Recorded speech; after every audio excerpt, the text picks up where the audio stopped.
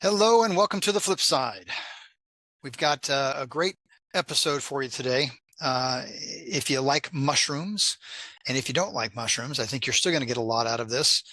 Today's guest is Tyler Davidson. He is a head health coach for the Pampa program. Now, in all full disclosure, I also work for the Pampa program as a coach. And so this is not going to be a podcast that is promoting and advertising for the Pampa program, but it is going to come up because there's a lot of information regarding mushrooms that ties back to that. So that's just for full disclosure. But without further ado, I'm going to let him into the program. There's a little funny story that I'm going to tell you as we get into this, but I want him present when we do that. So let me let Mr. Davidson into the room here, and we'll get going. And there he comes.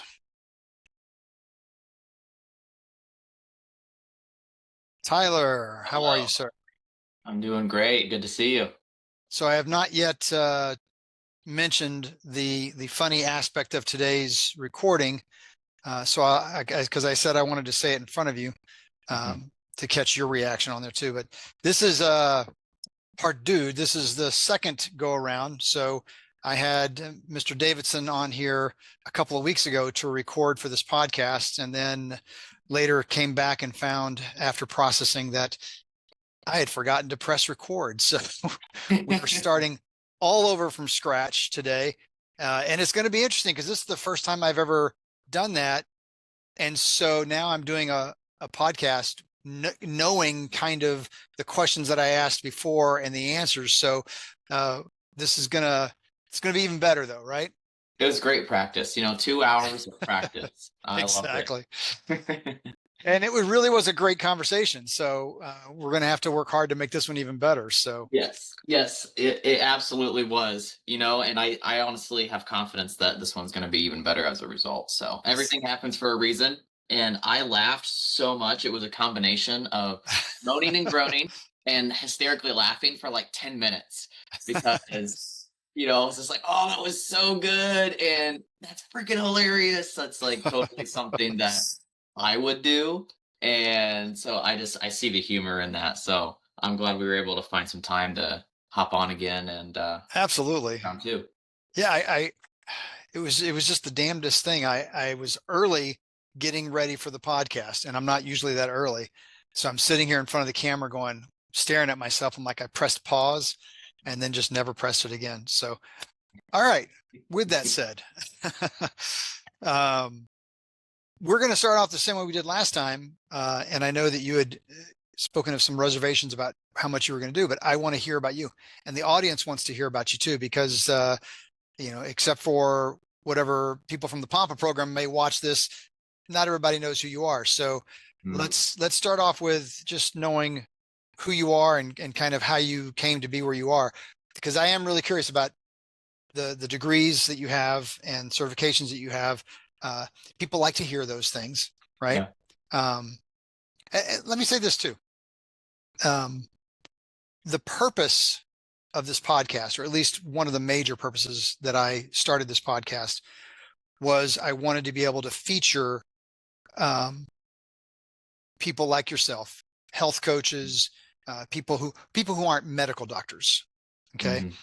I've grown so nauseous of this whole, yes, but you're not a real doctor, BS. I've heard that my whole life as a chiropractor, because of course there's always got to be people out there that are going to say garbage about chiropractic and education and stuff. But this whole idea that you have to be a medical doctor to know about health and to know how to create health in another human being is absurd, because the medical profession has not been about health maybe since the inception of the profession, but certainly not now for sure. And so when people are looking for health advice and they say that, I'm like, well, you are barking up the wrong tree, aren't you? So with that, I want to have people like yourself who are experts without the degree of medical doctor next to them to give you that voice to show other people that you know your shit. Yeah, absolutely. Well, I appreciate that platform. Yeah. So tell us about your journey to where you are now here in front of us today. Yeah. Well, it's been a very really as it has been for many of us, and anyone that's in the health field. It's always a ever winding, ever evolving journey. I think particularly in the realm of natural health, holistic health too, because well, we never stop. We just keep on growing and going, and you know, I don't think any of us ever truly stop doing what we're doing, even if we get to a point of retiring. It's just who we are. So, you know, I think a good place for me to start is just dotting through a little bit of my youth. I started much like a lot of other children of my generation. I'm a 90s kid. I was born in 95. So I'm 29 and I grew Born in up. 95. I'm sorry, I just have to pause for a second. Okay, go ahead. Yeah. Yep. Yeah. I'm a youngin. So I grew up eating the standard American diet and I loved it. Just like every other kid my age, SpaghettiOs, ramen noodles, Mm. let's see, Frosted Flakes, corn pops, cereal, Pop Tarts for breakfast, Oof. all the good stuff. You know what I mean? And it's funny to look back on it now.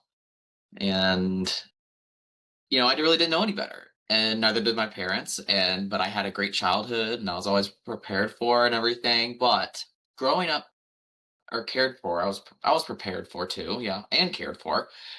And I was having observations that I didn't necessarily quite fully conceptualize until I got into my probably mid-teens, late teens, and then especially my early 20s once I really started to form myself outside of the context of like childhood and home and things like that. So, I had a number of very close family members that were going through health crises, and watching their journey going through the medical system, going from doctor to doctor, having this surgery and that surgery.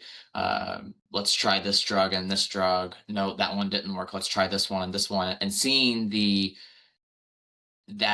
consequences and the journey of all of that for multiple family members of mine really stuck with me, and it planted some really powerful seeds that as I started to go into my early 20s with, I was an athlete in high school.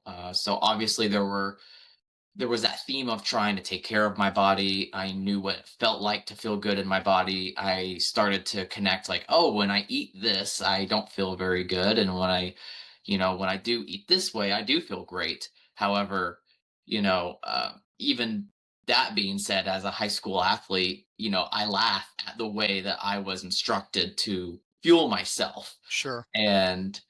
But it worked for the time being. But when I was a child too, also bolstering this was I wasn't a sick child by any means, but I did have a number of sensitivities. I had quite a bit of allergies that I would have to deal with. Like if I wore clothes or slept in a bed that wasn't utilizing the proper laundry detergent, which of course is laundry detergent that I would never even use now, I would break out in hives, and I even had asthma for a little bit. Wasn't severe. I was definitely cyclically sick. Like I knew I was gonna get sick at least once or twice in the spring and the fall. The allergies were also gonna hit me. That doesn't count as a sickness. I'm not counting it as a sickness, even Sure. though it's an immune thing.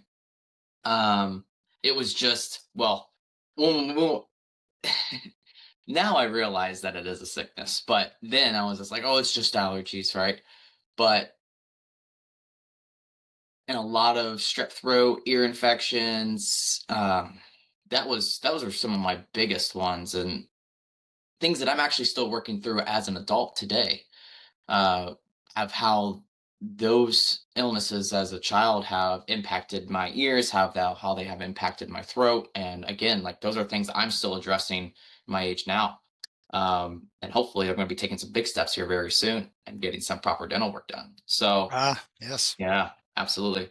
So, with all of those experiences, and as I got into my early 20s, I don't know exactly what the finite moment was, if there even was one of that was just kind of I started to wake up and be like, okay, I'm going to start eating real food. And I started to do that. And then I started to learn about natural health. I started to become that friend that, like, my friends were coming to asking for, like, what do you think about this? Or what do you think about this? And as I was discovering things, like, I would think about, like, my mother, or I would think about other people in my family that were close to me, that I'm like, wow, this could help them. This could help her. Like, so I'm sharing this information and I'm getting motivated by everything that I'm learning. That's just fueling me and fueling me. And when I was, I think 20, I was 21.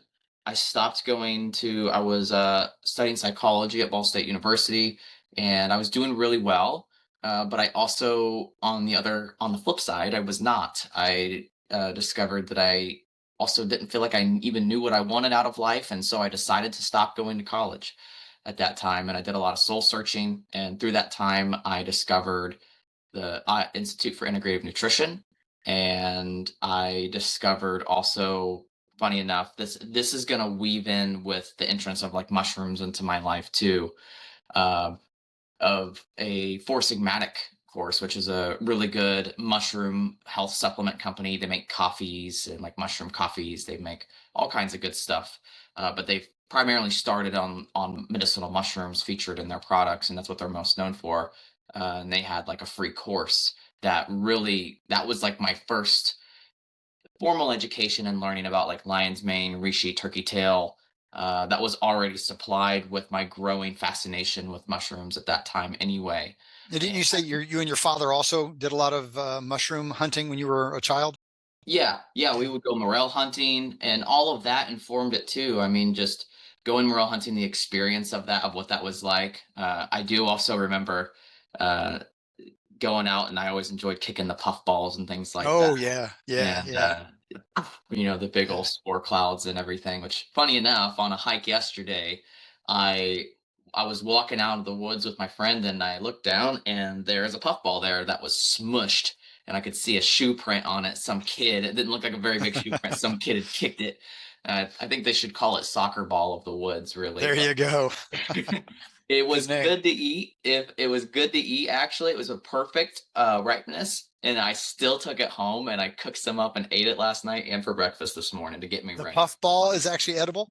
Yeah, Really? the giant Interesting. pawpaw. Absolutely.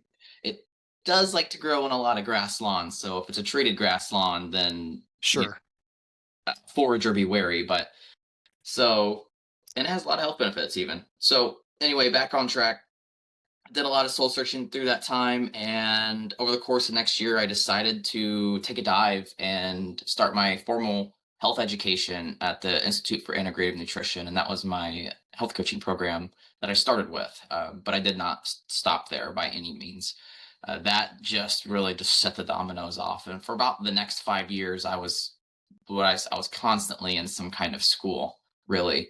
And eventually it did involve formal college again, and I'll get there here in a moment. And so through that, I started to discover, like, standard process, like you and I have talked about that. Yeah, I excellent started company. going seminars all over the state and out of the state, learning from different naturopaths, chiropractors, even some medical doctors, being in the room with all these brilliant minded people talking about, nutrition, talking about food-based healing, talking about upstream sources and these things that are really underlying the things that I'm seeing in society that I didn't quite know how to properly address yet. I didn't quite have the framework yet. And then I wanted to eventually, I knew I wanted to become a nutritional therapist practitioner, or NTP. And there was a journey to that. And part of that was because it was going to open up certain doors for me as a practitioner that I didn't have as a health coach, in terms of scope of practice and things like that. And also, the education is fantastic too. Yeah. But over the course of the next 2 years, I became board certified, national board certified health and wellness coach through the NBHWC. It's certified. It's a board that's certified, actually the same board that certifies medical doctors. And the whole purpose of that is to help standardize and to help create the bridge for health coaching. And one, yes, into the medical system, because obviously, like, if we could, medical doctors do what medical doctors do. If we could have a health coach in there, that would be a great liaison, a great way to get in a lot of other really important health advice, guidance, coaching, right? That is heavily missed in Big the time. allopathic world. Yeah. And then also I was motivated by, well, it could, it'll open up a lot of doors. It'll help, when eventually when insurance will pay for health coaching, if you're board certified, that's going to be a requirement. But also that taught me so much about the essence of coaching itself. That wasn't even so much about the clinical aspects. It was about how to work with people. It The was so much personal the, aspect. yeah, I mean, Yeah. it was like bring my psychology studies back and let's full force focus it on coaching and working with people and working with motivation, helping people overcome their fears, helping people overcome their own internal obstacles, and yeah, and creating helping them create that life that they want for themselves and getting through their own obstacles, because usually people are their own obstacles, right? 100%. We at the Pampa program, we talk about upstream sources, and one thing that I always want to keep in mind is most people are their number one upstream source. That's really good. I got to remember that because that is so true. Yeah, And I don't think I've ever mentioned that to somebody, but I've always said the biggest obstacle we have to get out of our own way is the biggest thing. You got to get out of your own way because it's our own ignorance sometimes, stupidity sometimes, but usually just stubbornness, pigheadedness that we got to get rid of. And that's what leads us down the bad path. And then getting back to the good path is a challenge. So absolutely. And you know what? And I'm not free of it either. So nobody is. Yeah. Yeah. nobody is. We all have that humanness in us that it's just ingrained into us. But yeah, just coaching around that and through that, um and yeah, eventually also went to the Nutritional Therapy Association, became an NTP, and also during the span of this next, like this gets kind of like a 3 year of like I was kind of overlapping different educations and schools between the standard process seminars that I was going to and spending my whole weekends in a classroom with doctors. Then I was studying for my boards, and I started college back again, and so just a quick blip on that. I actually worked at a place called the Youth Opportunity Center. It's a residential treatment facility for adolescents for it was about 4.5 years, and I moved to several different positions around that place. It was a wonderful experience. I loved working with the kids. I also learned a lot. Um, I see why there's a need for the system. I also see that a lot of the pitfalls of the system, and the kids taught me just as much if not more than maybe what I ever was able to teach them. Yeah. But through that time, it was, as much as I loved doing what I did and I was really good at that work, it was a very energetically, emotionally, mentally demanding job. Sure. And Sure. so I had my health coaching cert at this time. I was ready to start building a private practice. That's what I wanted to do. And so I was like, okay, well, I need to take myself out of this position. I need to go somewhere that's not going to drain me, but something that can help sustain me financially in the meantime. So I got a factory job. I started working at Walmart at the distribution facility, and I was an order filler. And so it was more of a mindless kind of job, and it paid well. And then once I started working there, I discovered that they had a college program that if I enrolled, it was $1 a day, and you don't have to pay anything back once it's done. There's no strings attached. You can even cancel, you can quit your job the day that you get your degree, and you don't have to pay anything back. And once I saw all those dotted my I's and crossed my T's, I said, let's go for it. And I double full timed my bachelor's degree in health and wellness from Purdue Global, and got that done literally the day that I actually graduated and got my degree.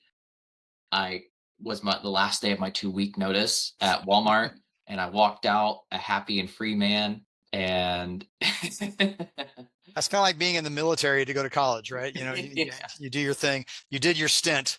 yes, Yeah. I give many thanks to Walmart for that on that one. So but during that was closer. So I've been kind of talking about this last 3 year period of just a lot of overlap in education. This was near the end of this 3 year period that I'm talking about here. And I had been doing my because I started it with IIN, and I had been doing my private practice, but it was never necessarily getting lifted off. I realize now that there was a lot of experience, and there was, yeah, just a lot of experience and a lot of things that I had to work through myself in terms of imposter syndrome, confidence. I had never done marketing in my life or anything like that, and I had success, and I had clients, and I had great wins, and so did my clients. But I just was really at that time wanting to work somewhere, and to work somewhere that aligned with me and could help make me an even better person, an even better coach and practitioner. And that's when I found the Pump Up program. And it's been an absolute blessing. And I've been there for going on 4 years now. And I started there as a coach. I then was asked to become a pod leader, and now I'm a head coach and a a supervisor of a wonderful, wonderful team of coaches, and having, just incredible experiences working with so many people, very many complex cases, learning, in my opinion, uh, it tied everything that I had learned up to that point into, okay, we're gonna put the pedal to the metal and test you, and we're also gonna teach you. I mean, Dr. Pompa and his teachings, that we get to inherit working with the Pompa program, is gold. And Yeah. it works, and it's a beautiful process that has helped mold me and help make me just be a better everything, a better man, a better coach, better practitioner. And so it's been quite a journey when all of this started in 2018, and obviously now it's 2025. And so it's 7 years of just a roller coaster ride of learning and all of that, to your original question of integrative nutrition health coach, national board certified health and wellness coach, nutritional therapist practitioner are my formal titles. And then last year, I also did technically get another certificate through the state of Michigan as a certified mushroom expert too. Oh, interesting. And The state of Michigan did it. you know, certified through Interesting. Michigan. Yeah, it's through MDARD, their Michigan Department of Agriculture and Rural Development. So yeah, it's kind of like their USDA basically for the state. Interesting. You were talking about the experience through the Pampa program, and I would echo that and say, and I said at the beginning of this before you came on, that this is not a commercial for the Pampa program. This is not. This is totally separate. But some of it's going to come across like that just because we both work for the Pampa program. But Mm, um, it really is a trial by fire. The volume of clients that we have is incredibly large, which is both sad and joyous also, right? It's joyous right. because it allows this company to thrive and provide, and sad because there's that many people that need this type of serious help. Absolutely. But Pampa coaches, for the world out there who doesn't understand the Pampa program, you can look it up. You can find Dr. Pampa on Instagram and Facebook and Twitter and all that kind of stuff. But the coaches within that program are some amazing individuals, and they have an education coming into the program. Otherwise, they wouldn't be hired in the first place. So they're already qualified to be in that position to begin with. But the education on the fly that they're getting every day with their clients is like an accelerated learning process. Mhm. I mean, I came into the program with near 40 years of background and education and experience, yet I'm a far better health coach now than I was entering the program. And so Mm. it's an educational process. Yeah. Yeah, yeah, I consider it school too. Yeah. It was another whole university of its own, Pampa University, quite literally.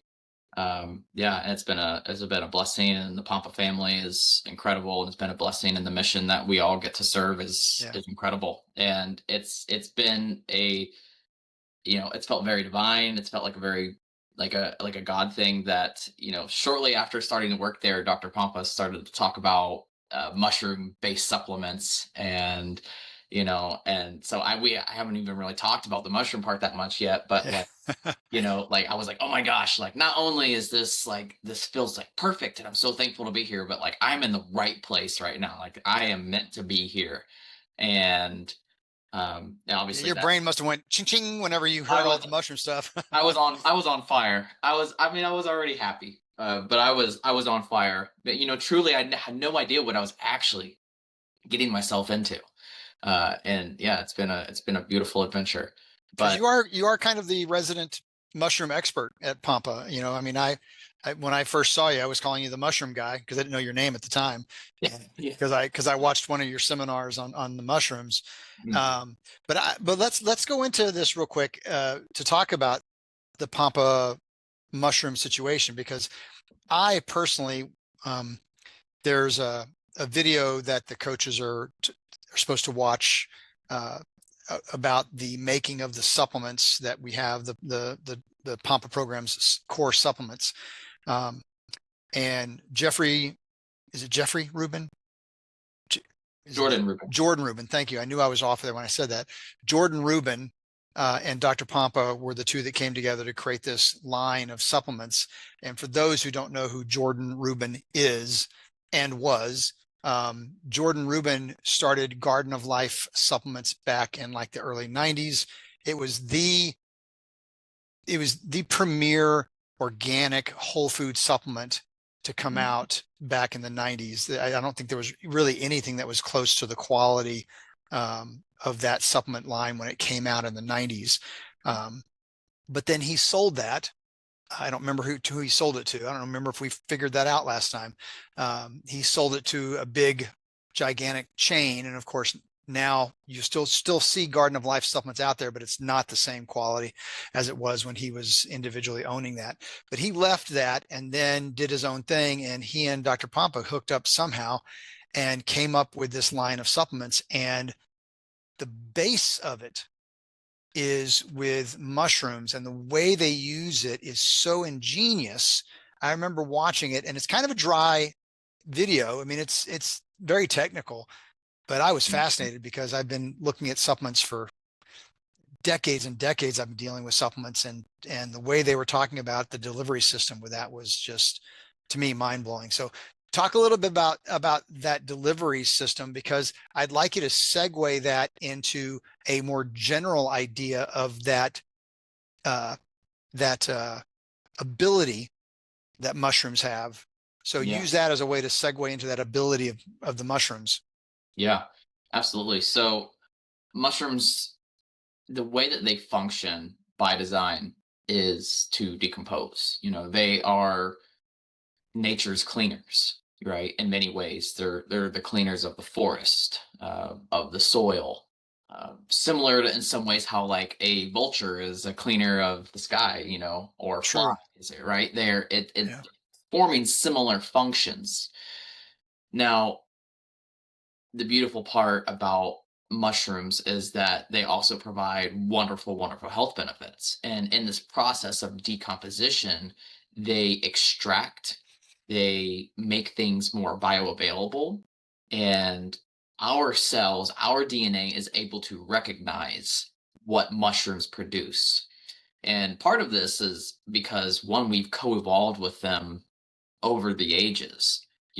I think it's important to slip in here that like through the study of the world and the millennias that of near extinction events and extinction events, and how the world was turned over by this cataclysm and that fungi have fundamentally helped rebuild and restore the world to a new version, helped rebuild the carbon cycle, helped provide the groundwork for life in general. And even us as humans, we share about 50% of our DNA with fungi as a kingdom. We are more related from a genetic perspective to fungi than we even are of plants. And obviously, herbalism is amazing. There's a lot of benefits to using a lot of plants. I use plants to support my health and wellness as well as with clients. But there is something special about mushrooms that is unique to them. And so, in this process of decomposition, with the understanding of particular mushrooms and how they can, even with modern science, understanding how they benefit certain body systems, how they work on certain pathways, how they can upregulate things like glutathione and downregulate NF kappa B for inflammation or whatever that might be, right? Or, supporting cytokines so that people aren't in a cytokine or cellular danger response all the time, or supporting the gut through their polysaccharides and their prebiotics that they provide. There are so many avenues that mushrooms provide for us, and they are very abundant in this world. And obviously, there has been a huge, long traditional use of them through like traditional Chinese medicine, which is really the longest documented use, formally documented use of mushrooms in general. And so, smart individuals like Jordan Rubin, Dr. Pampa, his team of scientists that have all worked with them. I know one of them is his Seco. We've had some trainings with him in the Pampa program, and he's a very brilliant mind. And I know that there's probably more names that we don't know on that team that started to piece all of this together, understanding that we are in a very unprecedented time of toxicity, inflammation, and most people don't know what's left, right, up, or down, or how to get out of it, right? Because all of the things that used to work aren't working anymore. A diet alone isn't undoing all of it, right? People sometimes come into our program that have 3 to 4 autoimmune conditions, that are having Herxheimer reactions or mast cell histamine responses all the time, and they're eating perfectly, right? Right. They're like, Sure. on paper, it's like you should be a perfectly healthy human being. But Yeah. that's just not the way it is anymore. And so this initiative of cellular solutions is to help provide the answer for those people, because we need something that can be very bioavailable, uh, even to extremely inflamed people, because obviously we can we can take in the best nutrients, but there's other components. Can you absorb it? Can you utilize it? Are the systems and the organ systems, body functions that are needed to be able to process that, are, if they are hindered to a degree that they can't even utilize what you're trying to take in, right? And that's the beauty of mushrooms, is they really distill things down in a way that our body can understand at its most fundamental level, even when it's extremely inflamed.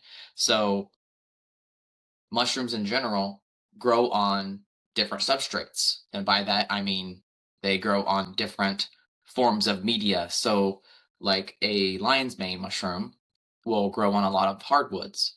So, that could be an oak, it could be a maple, it could be a cottonwood, and others.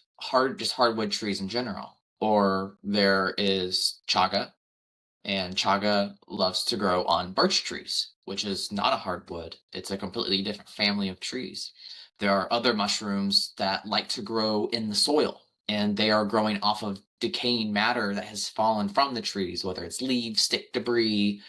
They'll consume all kinds of things, insect carcasses, all kinds of things that are in the soil. And it just depends on what species we're talking about. But real everything that we're talking about today, in terms of the cellular solutions, as well as a lot of the medicinal mushrooms that I personally work with a lot, with my with Eldon medicinals, are saprophytic, growing off of dead or decaying matter. So they're usually growing off of a log of some kind, with the exception of cordyceps. So, I can get to that later.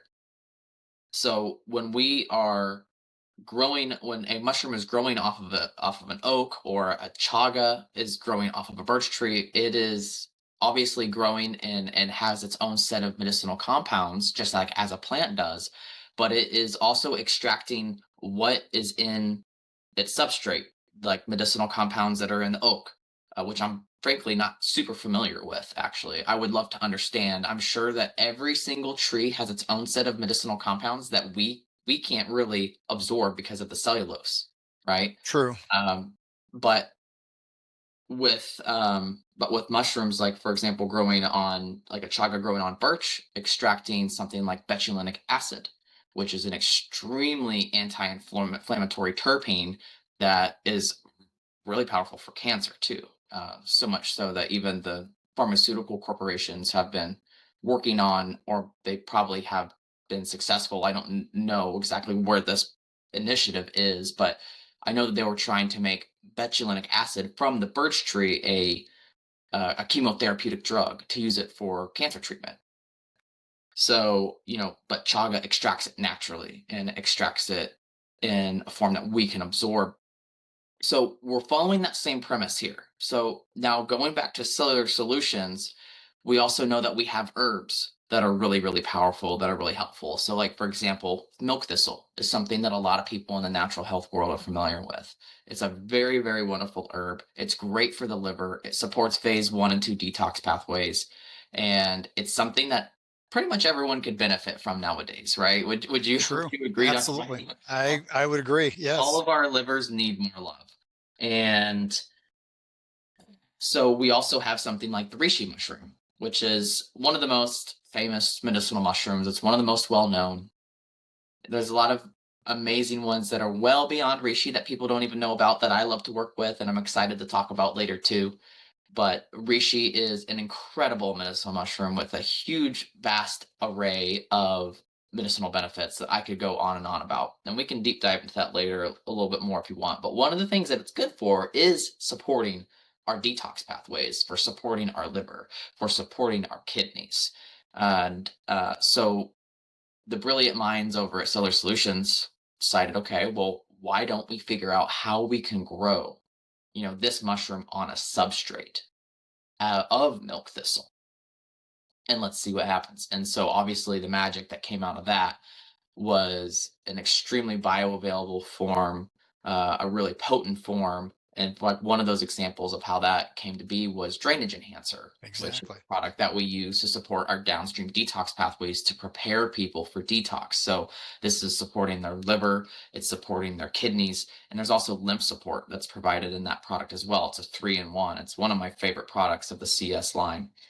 And so not only does the reishi have its own set of wonderful compounds like ganoderic acids, beta glucans, but also it has taken in the silymarin compounds from milk thistle that are so well known for supporting our liver, compounding that and extracting that into an even more bioavailable form within the reishi, and then we are putting that in the product in an Yeah. extract form.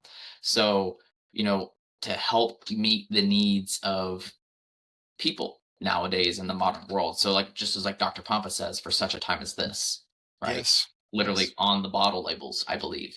And there's another of other examples. So like Inflamar 4. My favorite.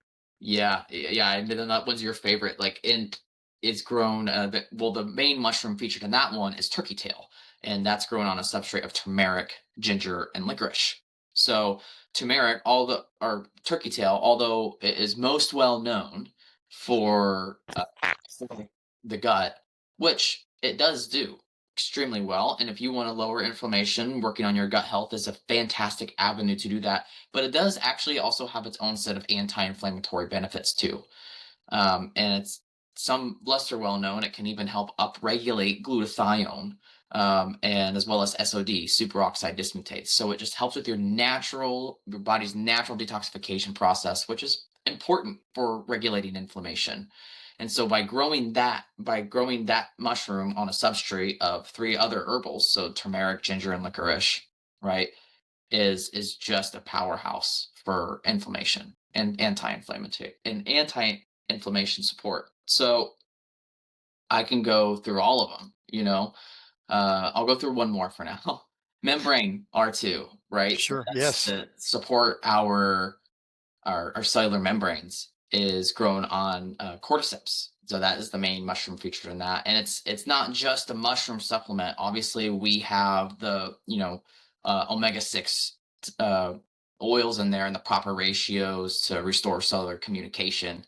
And with cordyceps, actually, the reason why that's in there is because it helps lower lipid peroxidation levels, which what that means, Ah, okay. more simple sense, is it helps like fats, especially sensitive fats like omega 6, not become as oxidized. So it helps our cellular membrane integrity, which what does that translate to in simple talk? It translates to enhanced like hormone reception, it enhanced to your being more sensitive to all of your body's sensations, hormones, the way that your body's communicating with itself, right? Neurotransmitters, hormones, nutrient absorption, Just cellular function in general. cellular function in general. Yeah. So, that's the again the genius of what's formulated into how we support everyone as a foundation through cellular solutions. So again, all of this is when this was started to be talked about after I started working at the pump up program, I was just like, wow, this is incredible. I'm in the right place. And I've since had the opportunity of being able to provide a training for the coaches, of which, like when you started, that's what you were Yep. referring to, a training that's actually a required part of everyone that joins the Papa program as a coach now. And I love getting direct messages from people, and we even have a dedicated Slack channel where coaches will reach out and ask questions. And yeah, it's a really fun part of what I also get to do in conjunction with everything else.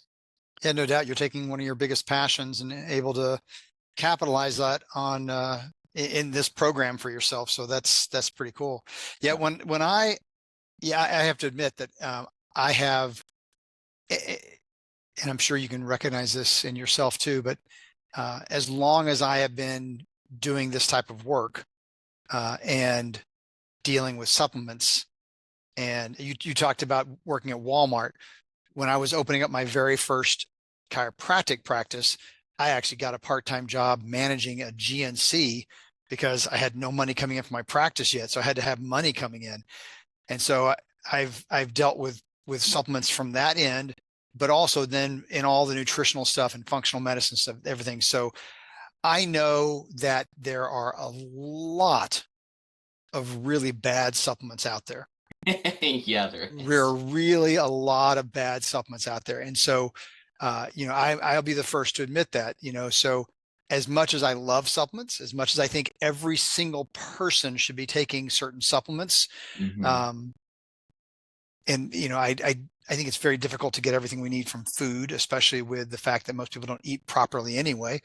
Um, but because of my suspicions with supplements, I tend to be very focused on the ones that I do love, like standard process, right?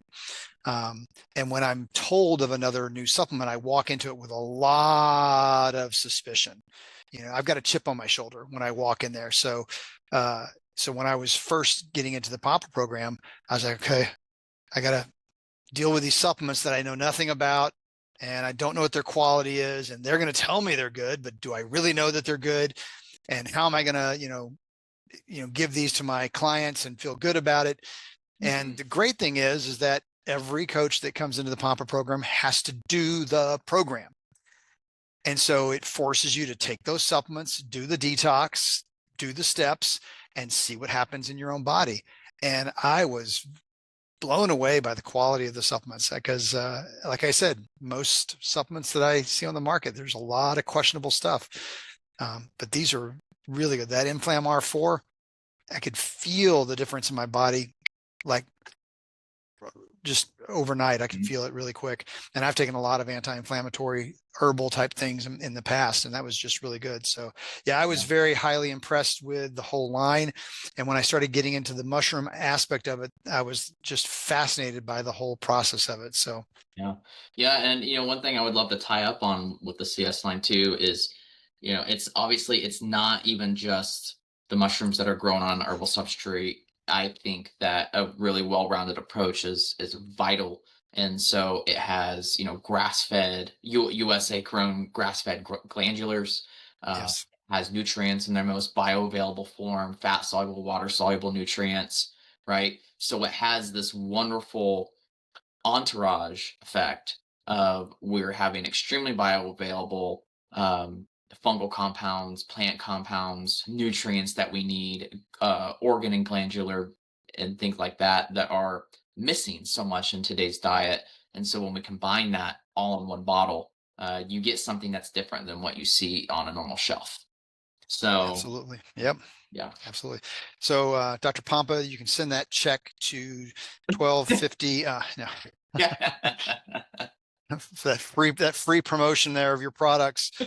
Um, so let's talk about mushrooms as a general. So where do you think the mushroom conversation should start? Hmm. Yes, I know exactly where I should start. So let me start with a little bit of what got me here. Yes. So I'll rewind a little bit since I already went through some of the other health education stuff. I can skip all that in this part too. So I like had my experiences as a young one with my father going out and morel hunting, and like I mentioned, there was some experiences like with the puffball, but the morel hunting definitely stuck with me. But I didn't even eat portobellos or mushrooms as a kid, or even have any interest or anything like that. But when I started to become more health conscious in my early 20s, obviously we are in the shroom boom, as I like to call it. Like this is a wonderful time for that industry in general. And that's not why I'm passionate about it. It just happens to be so.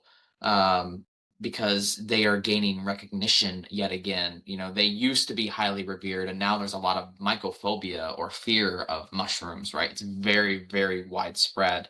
I know people that are close to me that like I've held a turkey tail before, and I've literally been like, "Hey, look at this. Like, you want to see this?" And they like wouldn't even touch it. And it's Huh. like even deadly mushrooms, if you touch them, they still won't hurt you. You can still handle them. Just don't eat them. You know? So it's very ingrained into a lot of people to have this fear, but it's now we're working on reversing that as kind of like like a societal approach almost. Um, but I started to read a little bit here and there, and I think I had seen mentions of reishi, and I don't really recall hearing about lion's mane, but reishi a little bit. Um, and I started to want to, I loved going on hikes. You know, I've always loved being out in nature. It's just who I am. It helps me be myself, and if you go out in the woods enough, you see cool things. And some of those cool things are mushrooms. And I was drawn to them. And I would just sit and look at them, be like, what is that? And just like walk on. And during this period that I was talking about earlier, I was doing a lot of soul searching, trying to figure out what lights my fire? What do I want to do? And so anything that sparked my interest, I started to delve into. So like that four sigmatic mushroom course that I had mentioned, I took that. It was a free course. And so that's when there was literally individual modules over a lot of the more well-known medicinal mushrooms like reishi, turkey tail, lion's mane, I believe maitake, chaga. I'm sure there was some others. Cordyceps was definitely another one too. And so lion's mane in particular is the star here because I learned about it, and I thought it was really interesting how it is the brain mushroom and how it supports our neurological system. And so there was actually I had my first head, neck, and back injury. I had a concussion when I was in my early 20s. The saying that nothing good ever happens after 3 a.m. The bars. I've So said that to my kids more than once. yeah. So that definitely applied to me there. I was trying to be a peacemaker. The short of the story is, for whatever reason, there was this group of guys that loved to wait till after 3 a.m. and they would pick who that they were going to attack, and they would knock them out, take their wallets, and run. And so they had selected my group of friends that night, but for whatever reason, I was kept out of the assault. So I tried to be a peacemaker with the what looked like the ringleader, which was the biggest guy of the group. He was every bit of 6'5", 250, 300, somewhere around that big guy. And I just kept on trying to be the peacemaker too much, and which I shouldn't have even been doing in the first place. And I got knocked out. And so my head bounced on concrete, and I had a mild concussion. I was okay. It hurt. My tinnitus has been worse since, and it's impacted my jaw over the number of years, which Recent chiropractic work that I've been getting has actually really started to help correct that. Thank you. And myofascial work. But a couple months later, I started experiencing this phenomenon where it was actually starting in my stomach up, where I would feel like these vibrations. It felt like someone was shaking my intestines like super fast and just like sending this wave up. And I was like, that is really confusing. What is this sensation? And it would feel kind of uncomfortable at times. And it I happened bet. for about a week. And then it flipped and it started going from the top down, where it would just be like this vibration sensation inside that would go down. And sometimes it would be kind of painful.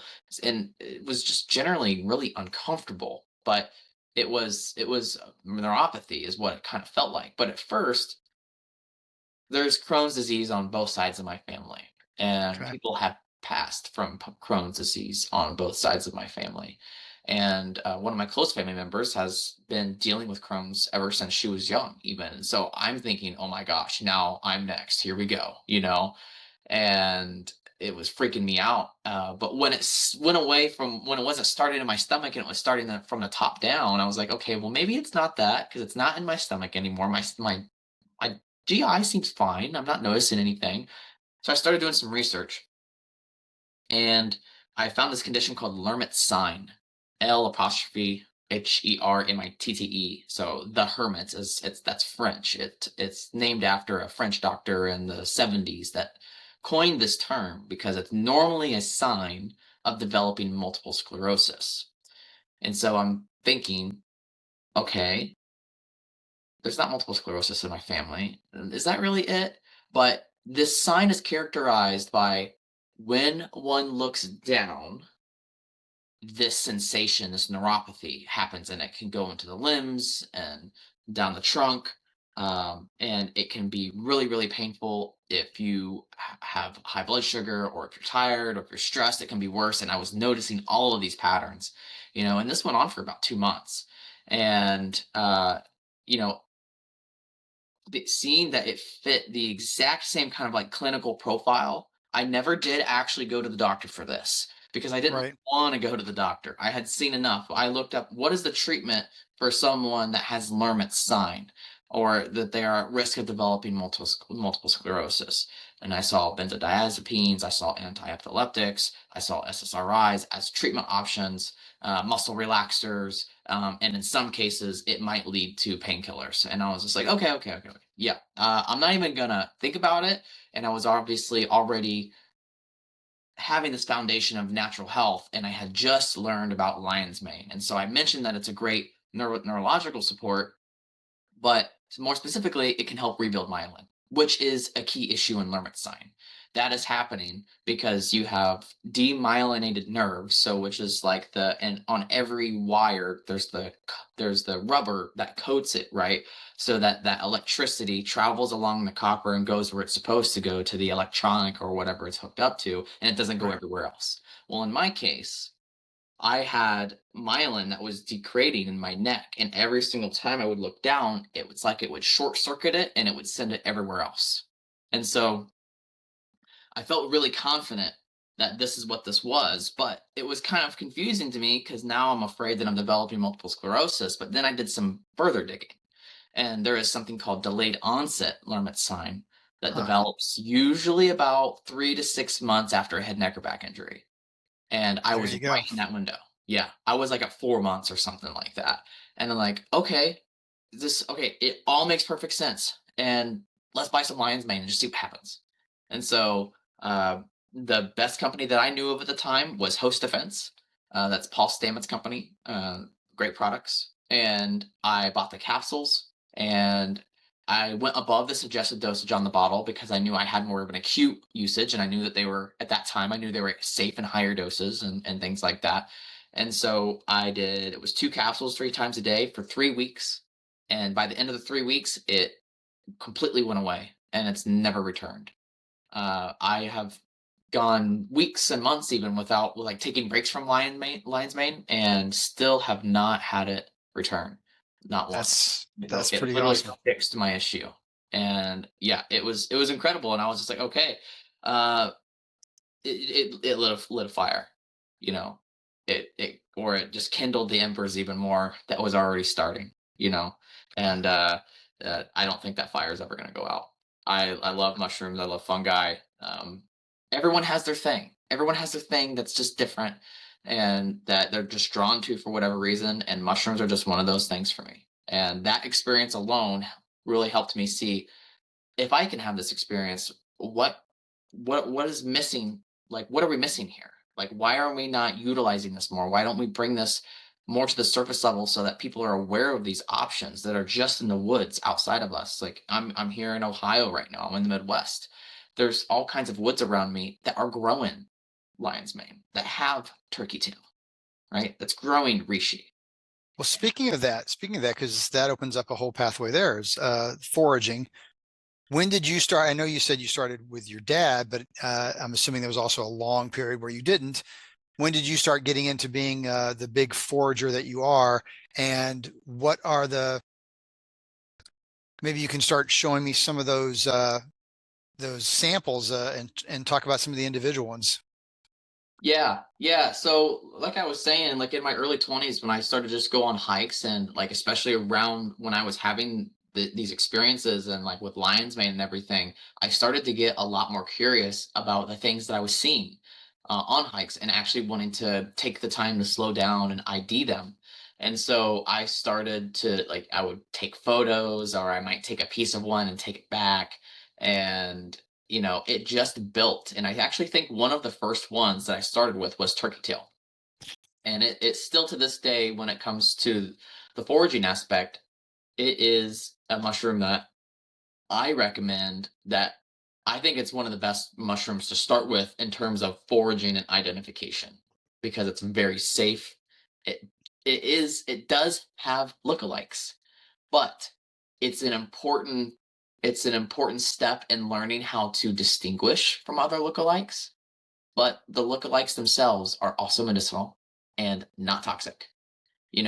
So I actually, just on my Instagram, I just posted a how-to video and 4 easy steps on how to properly identify turkey tail, for example. Okay, cool. Yeah. Yeah, and I can definitely show like some photos a little bit, and I even have some samples that I'll put up on the camera for those of you that are watching this. Or if you're not watching this, this is a good time to start looking at the video, because I'll have some examples here. So, for example, like we have turkey tail right here, which Oh, very much so. looks like a seashell. Seashell, or it kind of looks like a turkey tail, like Yeah, exactly. Yeah. the fan all out. They can grow. This is still kind of in a similar shape, but sometimes they grow in kind of a rosette pattern where they can kind of spiral. And don't they also sometimes are multicolored? Yeah, Yeah. absolutely. Yeah, here. So I'm going to share my screen on this slide here that I have on turkey tail, and this will be a good one to start with, especially since this is, again, kind of where I started. Oh yeah. So, like, turkey tail is not edible; it's a medicinal mushroom. But as you can see, it grows in a number of different colors. So, like, this is almost kind of like a light brown. There's some reds in there. This one is almost black. I've seen them in bluish hues too. I've seen green hues. I've seen purple. But it's always this kind of fanning out of a number of different colors. It's always lighter on the edge. There's a number of key identification factors here, but it can grow in a number of different colors, and I think part of that depends on what it's growing on too. And there's also different strains. There is, because turkey tail is, the Latin name is Trametes versicolor. But there's a lot of different strains of turkey tail. The same thing happens in with plants, right? Like, there is not just one milk thistle. There's a number of different kinds of milk thistles, for example. Sure. And so Now you say it's medicinal, but it's not edible. So how would you have to soak it and make a? I mean, how would you Mhm. consume this then if you were doing that? Yeah. Yeah, for like normal use, a great way to be able to extract the compounds from turkey tail to be able to use for yourself is you could make a tea with it. I also love throwing it in soups and stews. And you can, like, if you're gonna make your own broth, Or if you're just gonna like, like a soup, you put it in a crock pot and let it sit on low for a couple hours. You can throw a handful or more of turkey tails in there, and just let it cook in with it. There's a lot of water soluble compounds in it that are gonna come out, which are actually really good for your gut health, and really good for your immune system. And then you can just strain them out later and take them out. Uh, Gotcha. and that's one easy way to do it. But there are, that's why like the tinctures that I make of all of the mushrooms are dual extracted. So I don't just do a water extract, I also do an alcohol extract because there are water soluble compounds and there's alcohol soluble compounds. And you want the best of both worlds, right? So you can go as far as to like make tinctures, or you can purchase someone else's tinctures, or like again, I with this one in particular, and a lot of these medicinals that are like some of these other ones, like the red belted polypore, for example, it's like wood. It's super hard. um you have to use power tools to cut it up. It's wood basically, but it's a mushroom. And those are going to be a lot more difficult to process, but they do great in soups and stews, and you can make teas and things like that. One fun Interesting. fact, even with the red belted polypore, when I was doing a lot of research on that one, is way back, and this is like in the 1800s, there's documented use of doctors would have chunks of the red belted polypore, and they would infuse it with whiskey, and they would give it to their patients when they were having viral issues because it's a really powerful antiviral. Interesting. Yeah, yeah. So that was, I mean, it's basically making a tincture. It's the same thing. But I just picture someone with like a whiskey glass with like, instead of ice cubes, it has chunks of red belted polypore. Be somewhat better for you. When you talk about that, it makes me think of like what is it, Jägermeister? Oh yeah. Oh man. I remember I was very sick. My mom, I was living in California. My mom took me to this German restaurant, and this big German waitress came up, and she was like, "I've got something for you." And she brought me a shot of Jägermeister because I was sick. That was like German NyQuil. Yeah. So anyway, Whatever does the trick. I guess.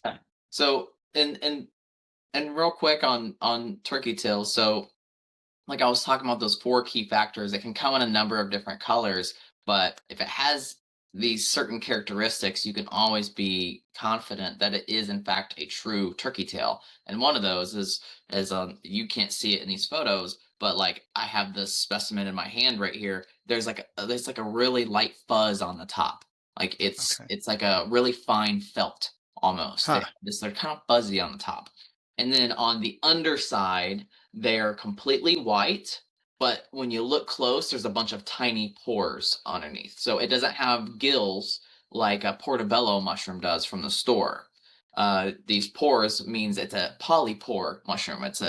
Has many pores underneath. There's a whole family of mushrooms that fall under this classification, and that's one reason why, like when people are first starting, they're mushroom foraging, or they're just wanting to ID something just for the sake of knowing what it is.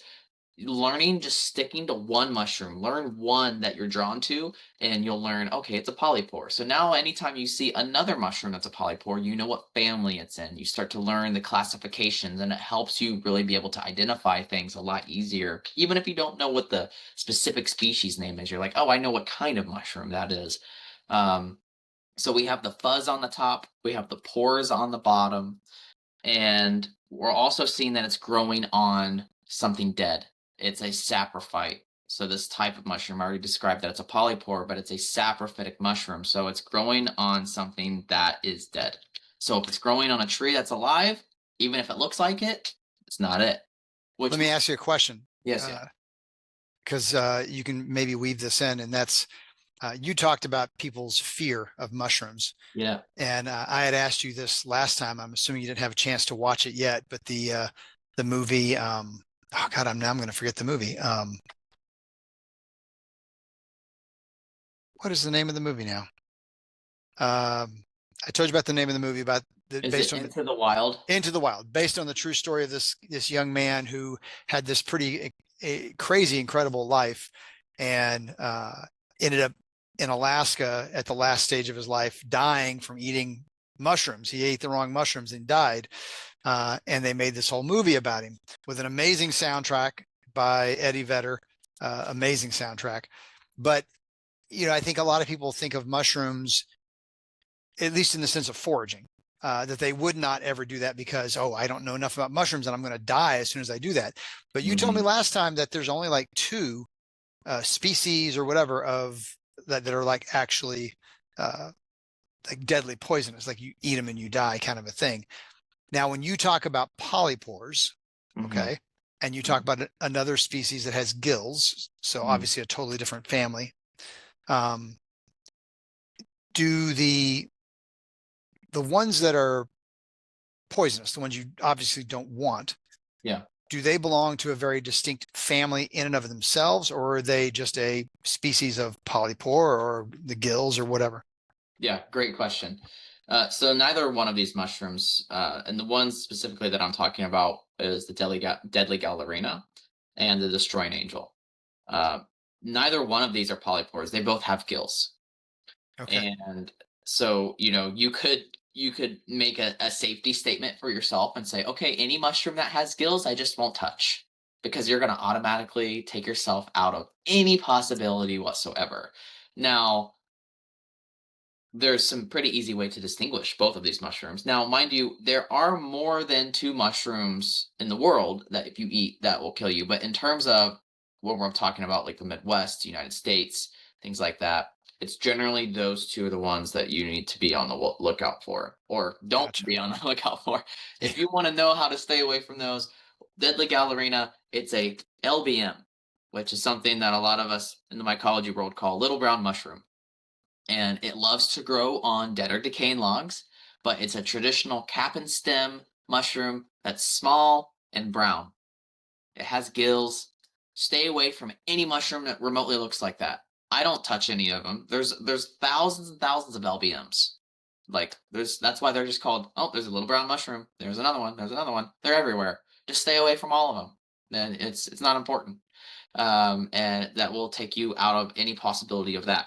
Now, with the destroying angel, it's actually a really pretty looking mushroom, and a lot of people have seen this mushroom because it loves to grow in yards. It likes to grow in grass yards, kind of like the puffball that I was talking about earlier. It's not uncommon to see it in a suburban area.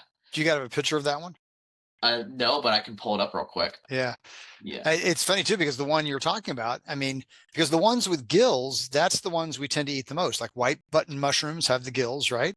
Hmm. Cremini mushrooms have the gills. Portobellos have the gills, and so those are probably the most common ones eaten, yeah, probably by far. I mean, I had white button mushrooms last night with steak, so I mean, it's that's the probably the most common thing that the average person eats are those types of mushrooms. So when you're going out foraging, obviously people are going to go, oh, that's the kind of mushroom I eat, right? But you're saying that's the most dangerous one to distinguish. Oh, Yeah. I've seen that before. Yeah. It's just tall, white. It's very proud, and it's a very beautiful mushroom. It's like a classic mushroom. It's like the epitome of what you see. Like a lot of people are familiar with the amanita mushroom or the fly agaric. It's like the red cap and white dots. It's actually in the same family. This is Amanita bisporigera instead of the one that the classic one that's always characterized everywhere is Amanita muscaria. But it's in the same family, and yeah, this one is it's very deadly. So any mushroom that remotely looks anything like that, stay away from it. The little brown mushrooms and the big white mushrooms. So that's other than that, there are many other mushrooms, yes, that will give you an upset stomach.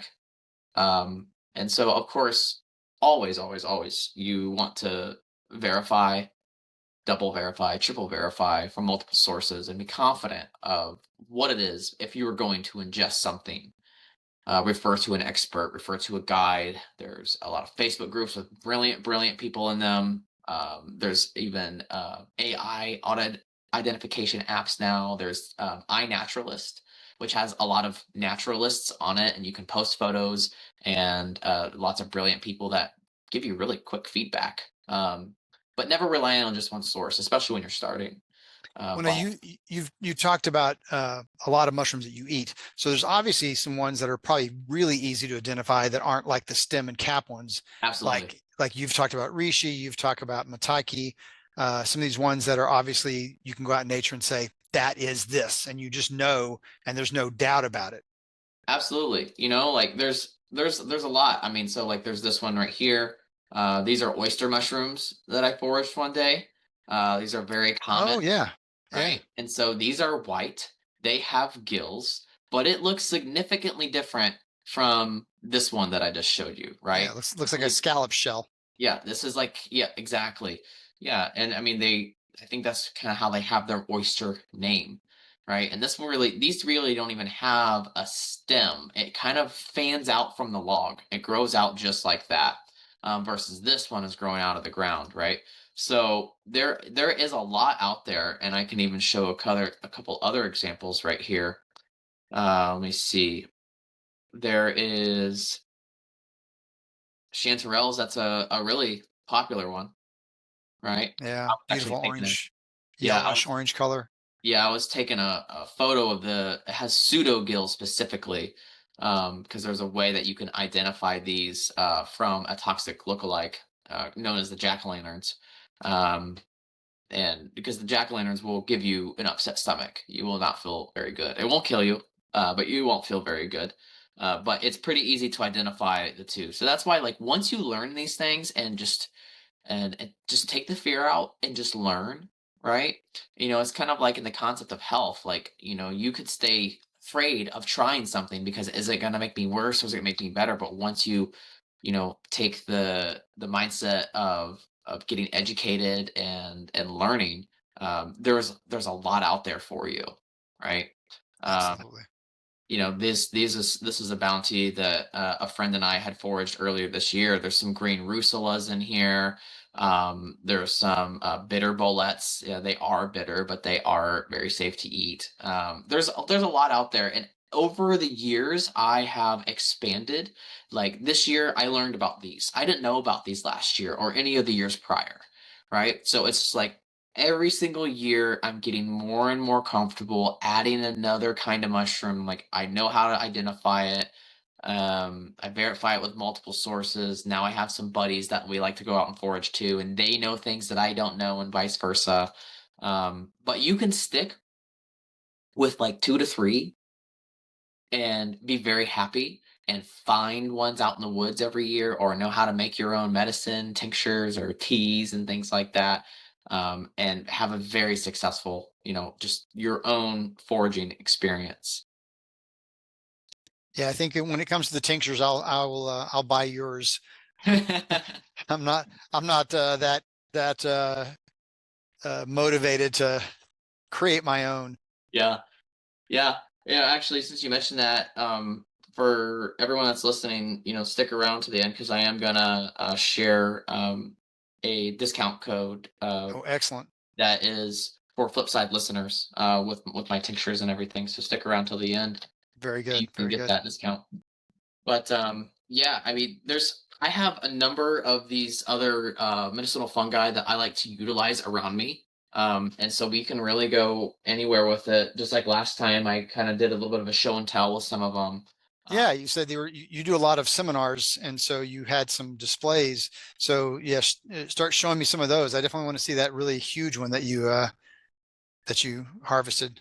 Yeah, absolutely. So, and just to kind of share with listeners, like, so one of the things that I do through Elder Medicinals is I do a lot of like mushroom education, foraging education. I do a lot of educating on the medicinal use of them. I've dove deep with my kind of background in academia.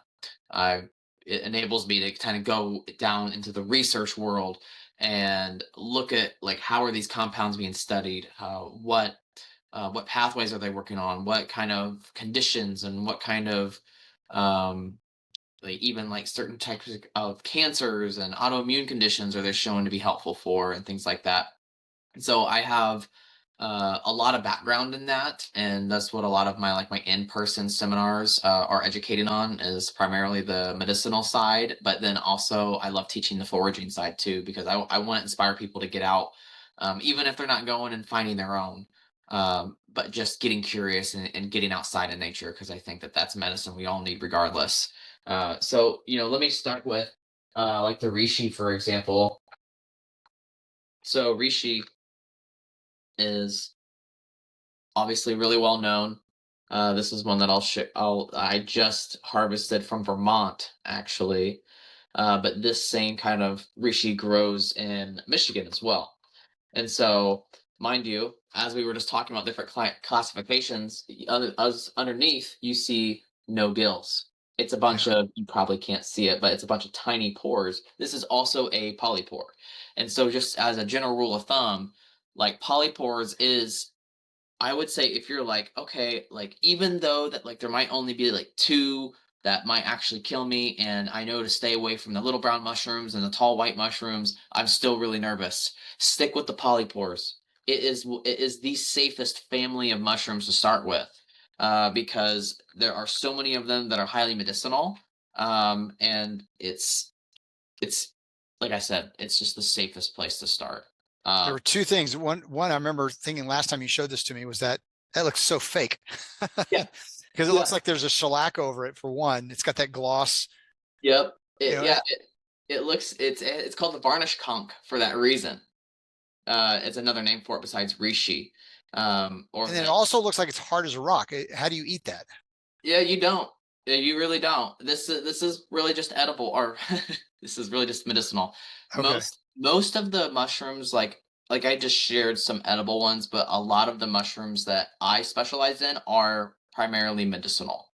Some of them are double as edible, like lion's mane mushroom is a really well known and sought after culinary edible mushroom, but it is also highly medicinal. And the thing is in general, most mushrooms that we can ingest all have medicinal benefits. Like the giant puff ball that just looks like a big soccer ball growing out of the ground Yeah. has a lot of medicinal compounds in it. Even though most people just like, oh, I love to fry it up. You know, the morel mushroom has medicinal compounds in it. The portobello mushroom has medicinal compounds in it. Right. So Well, even the white mushroom, I've had people say, the white button mushrooms are the least as far as like healthy for you, and I'm like, well, that's probably not true. And I know it still has glutathione in it. It still has beta glucans in it. It has a bunch of different vitamins in it. So it still has a lot of really good health benefits, even though it is the most common thing out there. yeah. Yeah, and there is a little bit of truth to that. Funny enough, there's actually technically three toxins in the portobello mushroom. Obviously, people, unless they're, particularly sensitive to them or to mushrooms in general, they're not getting upset stomachs. I eat portobellos quite consistently. There's a lot of studies that show that people that have portobellos in their diet on a consistent basis have better health outcomes. Correlation isn't equal causation, but we have been able to see trends. And like you said, we do know that there is good things in those mushrooms, but there are three technical toxins in the portobello mushroom. Two of them are broken down by high heat cooking. One of them is not, but the benefits outweigh the consequence 100 times over. Now, if someone was only eating them and eating massive amounts all the time for long periods of time, maybe then it would cause an issue. So it's not like when I say the word toxin, like I don't want anyone to, okay, forego portobello mushrooms. Like they are still very healthy. And there's a lot of foods that also have like, technically there's something in it that's a toxin, but we talk about the principle of hormesis and actually how that, right, could actually Right. be a good thing to help make you stronger. So just want to put that disclaimer out there. But a lot of these medicinal ones that I focus on, like this, don't have any toxins in them. It's only health uplifting ones.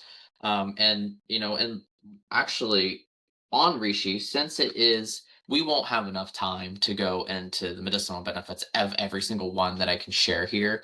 But being that a lot of people are familiar with reishi, it is one of the most widely studied and highly medicinal mushrooms. I will take some time, uh, just a moment here to share a little bit more about that from the medicinal side, because I want to make sure that we're focusing on that too.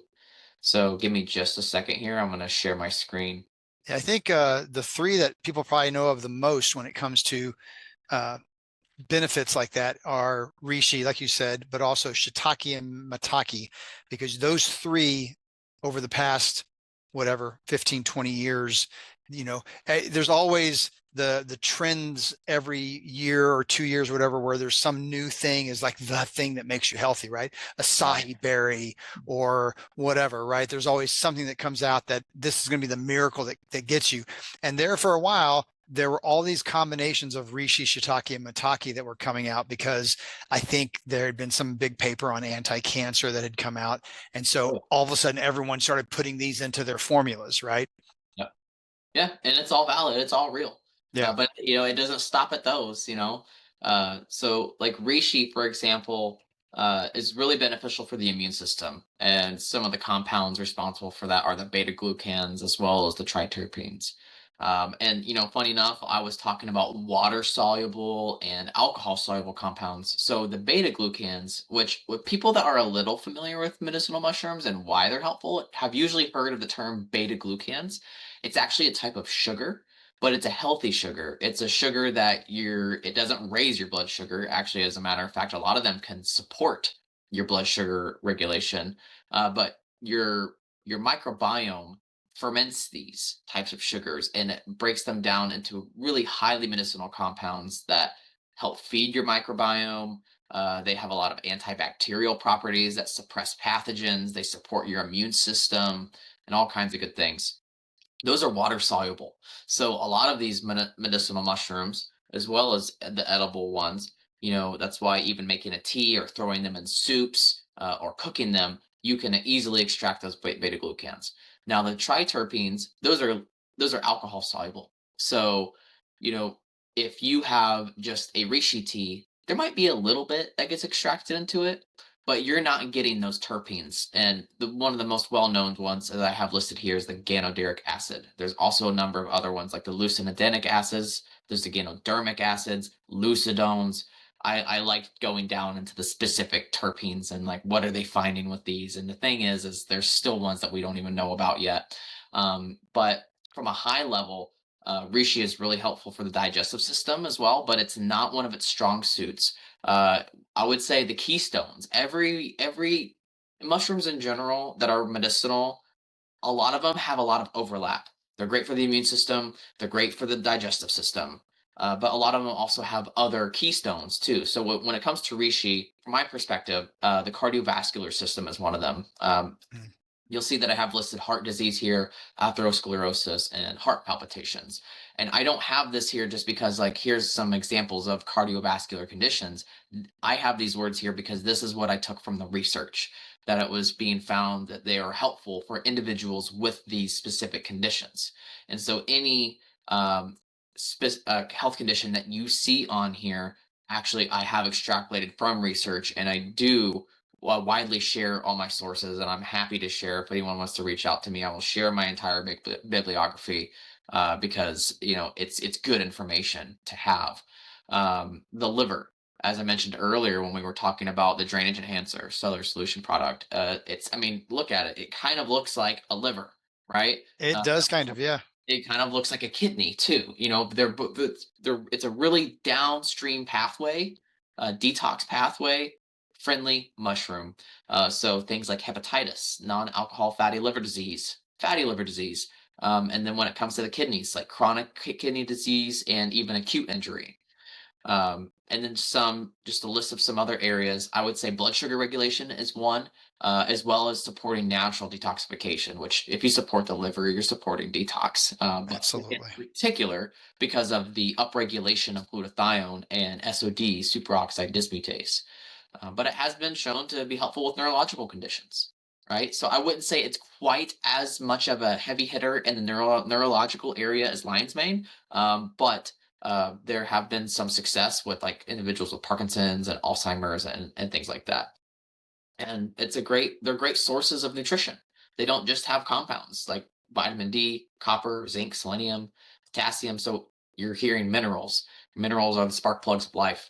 So there's a number of reasons, it's not just like one thing why any medicinal mushroom in general is so good at what it does. But they're powerhouses, right? And then, like you said, if this is then grown on a specific substrate, you can actually, and you can compound the effects of a given area. So if you want to increase anti-inflammatory response in heart disease, then you would grow it on turmeric, and there you go. Or maybe like the hawthorn, Yeah, like hawthorn is a great herb for the heart. absolutely. Yeah, Yes. I wasn't even you know, thinking about that. Yeah. yeah. I don't think that's been done. Team Seller Solutions, there's your next project. You But could create an entire product line.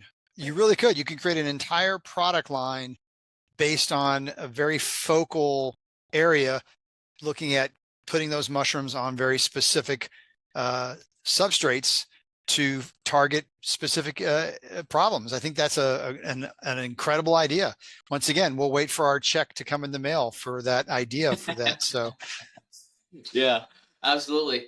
Yeah, I'm gonna migrate over to this one right here, and I'm gonna share the slide on this, but then I'm also gonna show you something on my camera too in a moment. So this is is that on a downed log? Yep, yep. This is the artist conch. So I want to actually. So the scientific name for this is Ganoderma aplanatum.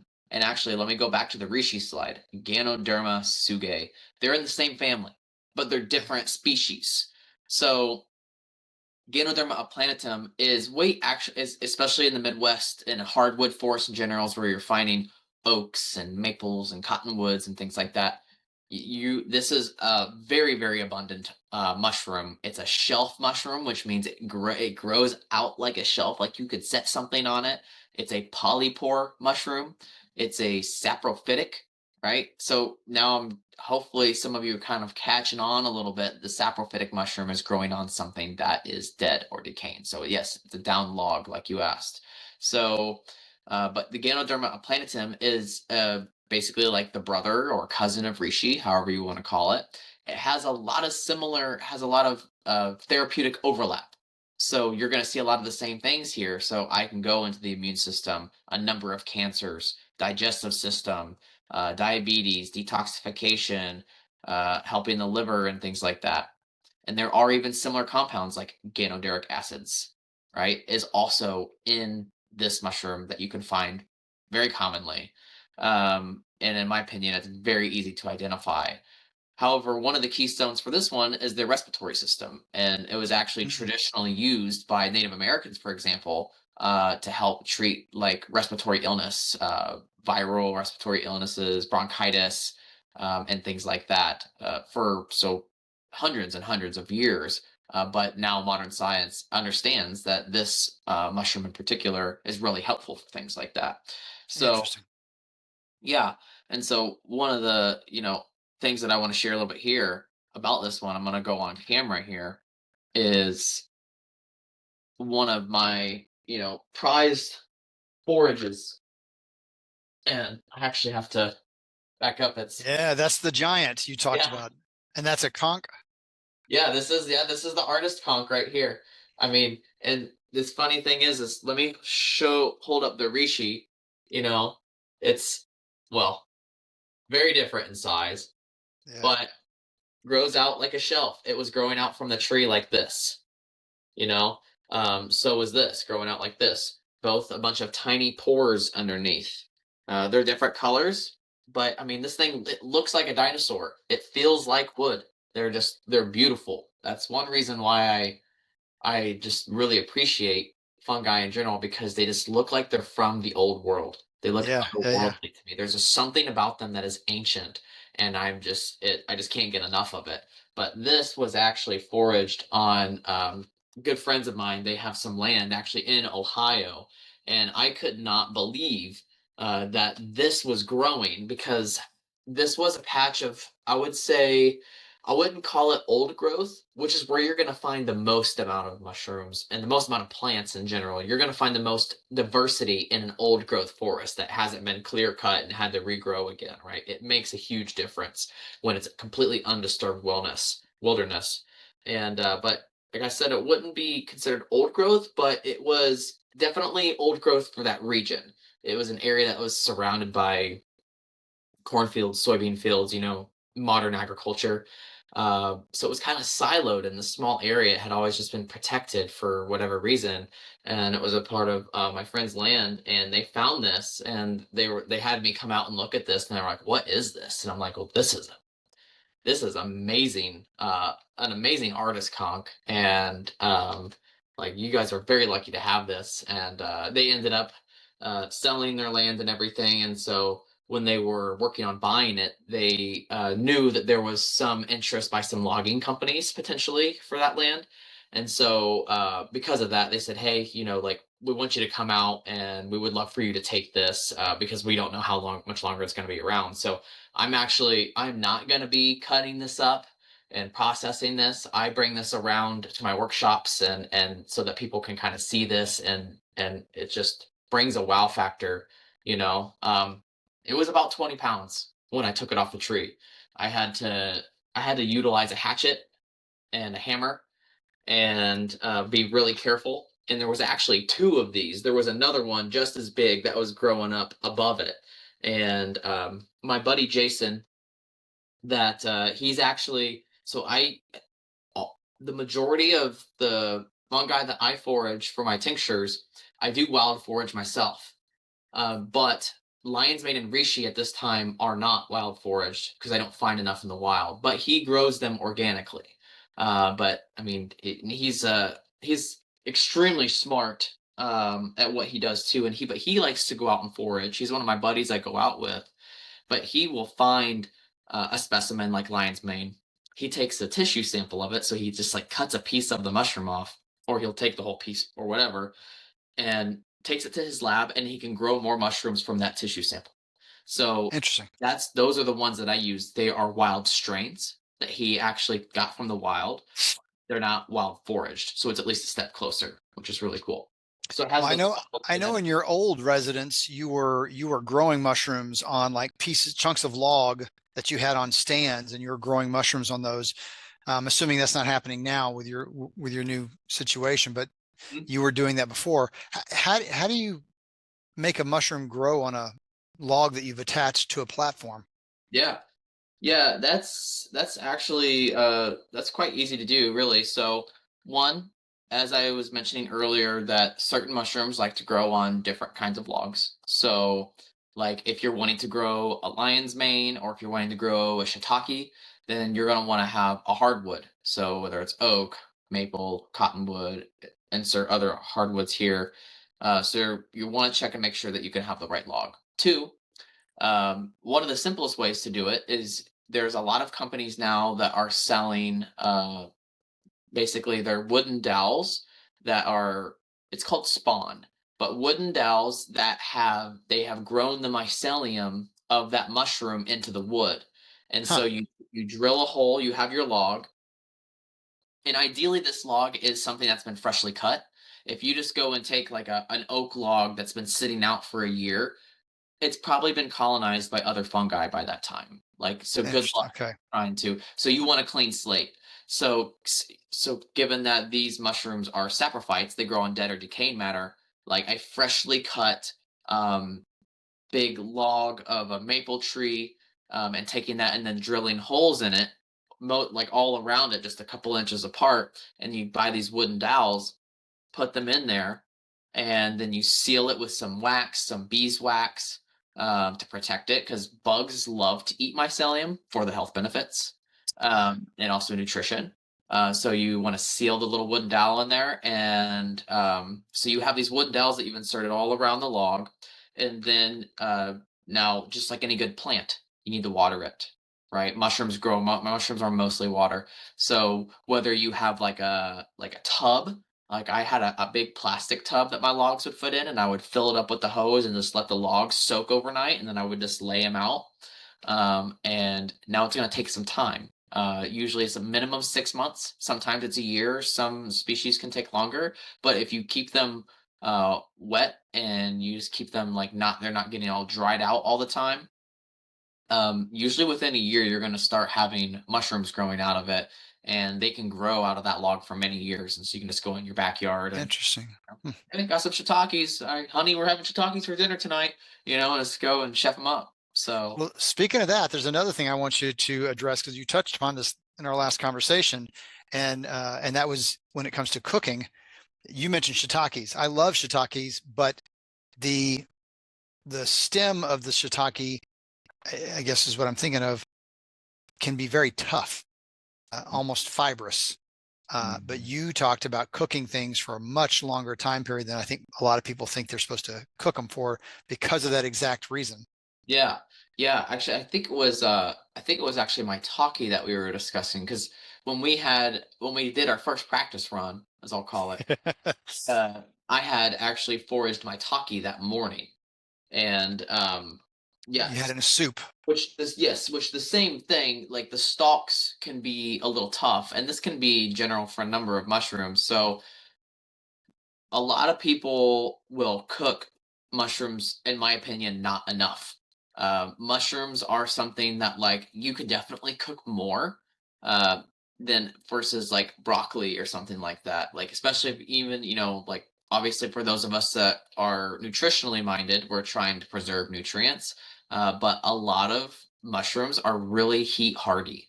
They do really well with that high heat, and also they're made of chitin, which is different from what plants are made of. We don't have the enzymes to break down chitin.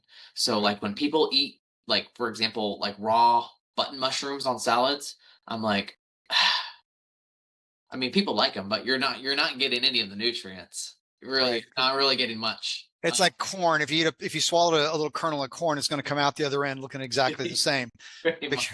because you're not going to break down the cellulose, and so it's just Yeah. going to be sitting there. Yep, exactly. Yeah, so it's really good rule of thumb with cooking mushrooms in general is no matter what size, whether you want a bigger piece or smaller pieces, is to cook them and cook them well. I like to throw them in earlier. I'll that's like the one of the first things along with maybe like onion and garlic that I'll throw into like my cast iron when I'm trying to saute some food. Um, and there's actually a really fun cooking trick that I'll share here on cooking mushrooms as well that really helps break down the cell walls and also helps them absorb flavor. So like one of the reasons why mushrooms are so sought after from a culinary perspective is because of their umami, right? Yeah. Which is one of the is it like the fifth flavor or something like that? Yeah, I'll have a story with that. Go ahead and say that, but I have a story with that. Yeah. Awesome. Yeah, so and this is a really simple way to help unlock their umami flavor. So like if you cut up whether it's button mushrooms, you can cut up the maitakes or the shiitakes or oyster mushrooms, let's see, chicken of the woods, whatever mushroom that it might be that is edible that you're trying to cook, cut it into the pieces that you want and do a dry fry. Don't do oil. Cook it to where you're seeing steam come out. You're cooking the water out first. They're heavy, heavy water content. Yes, you're starting to heat up the and break down the cell wall structure, but you're cooking that water out. And once you start to see that evaporation of water has started to slow down, this is when you can either take some water or if there's a sauce, some kind of liquid base that you're wanting to cook and you want to infuse that into the mushroom, pour that in the cast iron. And still, you really don't need oil yet and stir it around. They're going to soak it up and then they're almost going to like spit it back out and it's going to evaporate again, but they're going to retain some of that flavor. And Huh. again, once that steam starts to go away, do it again. Put in more water, maybe put in like if I'm like trying to make like for a stir fry, Asian stir fry, like I'll put in like some liquid aminos or coconut aminos and it's evaporating the water, but the flavor essence is soaking right on in every single time. And it just compounds and compounds and compounds while you're further breaking down that cell wall structure because of the continual, they're sucking up water and then they're spitting it back out because of the heat. Interesting. And it Okay. creates a really good texture and they absorb 100% of that flavor and it also helps unlock the umami. The more you do it, the more like potent tasting they're going to be. So like when you go to a nice restaurant and you take a bite of this mushroom, whatever it is, and you're just like, oh my gosh, it is like the star of this entree here. That's what they're doing. And you can do that at home very easily. It takes a little bit longer, I don't do it every single time, but some days I'm like, okay, we're gonna really enjoy this today, Yeah, and yeah. just take a couple extra minutes and I'm gonna have to do that next time. We tend to go straight into the butter, and just right off the yeah. bat, and you're cooking them in butter. Um, here's an interesting fact about umami. Hmm. So I've taught anatomy and physiology for almost 25 years, and I got my bachelor's degree in the early to mid 90s. And even before that, I was studying, in health and nutrition before that. And it was always four tastes. So it was sweet, salty, bitter, and sour. And that was it. And it wasn't until, and even in my early days teaching, which I started teaching in the early 2000s, um, all the textbooks repeated exactly what I had already been taught. Four tastes, four tastes, four tastes. In fact, they used to always show the tongue with a map of where sweet, salt, sour was on the tongue, which was also shown to be false. But it wasn't until probably, and I don't know the exact time period, um, but into it was still in the 2000s, but it was a good probably 5 to 8 years or so of teaching. So maybe 2010, somewhere in there, whatever. Uh, that suddenly the textbooks totally changed, and the textbook started showing five tastes, and I didn't even know it because I had the textbooks completely memorized by that point, and so I'm on the board and I'm teaching my class and talking about the four tastes, and one of my students goes, Dr. Nichols, there's five. And I'm like, the hell are you talking about? There's five. I've been teaching this stuff for a long time. Who the hell are you to tell me there's five? And there it is in the textbook. They'd put it in. But here's the thing. This is a perfect example of how long it takes for things to be accepted and get into textbooks. Umami was discovered by a Japanese researcher in 1908. Wow. 1908. But it wasn't accepted into textbooks in America until 2000, somewhere. I mean, that's a long ass time for a discovery to be sitting on the shelf. Oh yeah. Yeah. Yeah. Yeah. I feel like there's so many examples of that, and I know that this was decades ago, maybe in the 70s and 80s. Don't quote me, but like this is not even associated with umami or mushrooms, but like there was two scientists that were like, "Oh, stomach ulcers are caused by a bacterium known as H. pylori, and that's not caused by stress. Stress just makes the ulcers worse." And the medical dogma at the time like shunned these brilliant researchers that we now know is actually true. And Partly it, true. Partly true. yes, it's part, but it is true. But they were told then like, Yeah. "Oh, that's not even real. No, that's not." I'm sure you could probably write a book based on just that one idea of when something was discovered versus when it was accepted, kind of a thing. I'm sure there's dozens and dozens of stories like that. I bet you. Oh yeah, Yeah. absolutely, But we absolutely. digress. I'm trying to think of any of the other topics that we hit the in our practice run, because it did go so well. But I think you've been covering it all really well.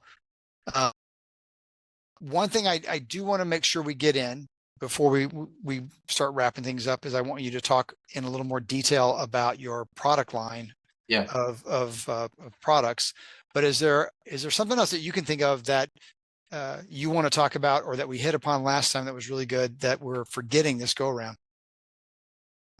Nothing that I can think of right now. Actually, where what you just suggested is exactly where I would love to go next. Go for it. Yeah, So then let's hear about it. yeah, because like I said, like I introduced a couple mushrooms here, but like there is, we just don't have enough time in the day. And so I recommend like anyone that wants to continue learning along this journey, you can follow me at Eldon Medicinals.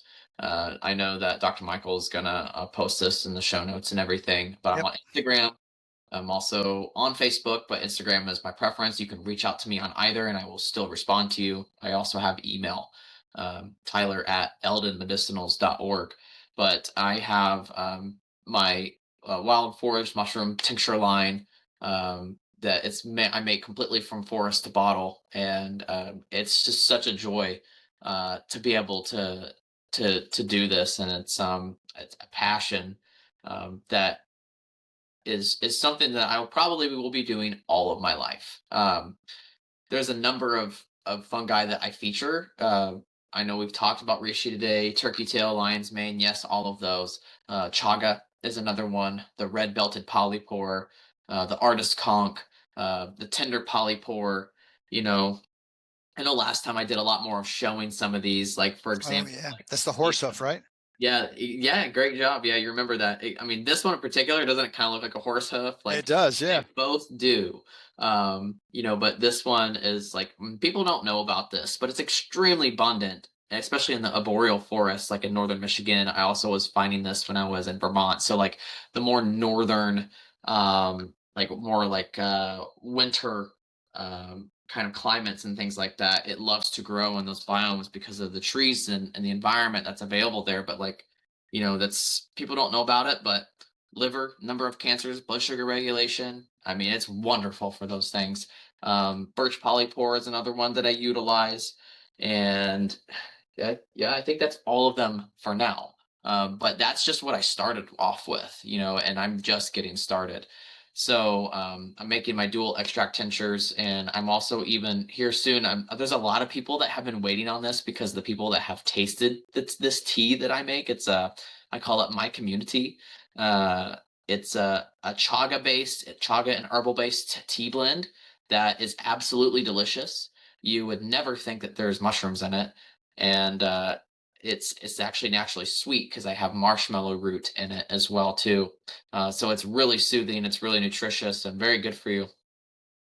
So I'm expanding to other things, even just beyond tinctures as well too, over time. And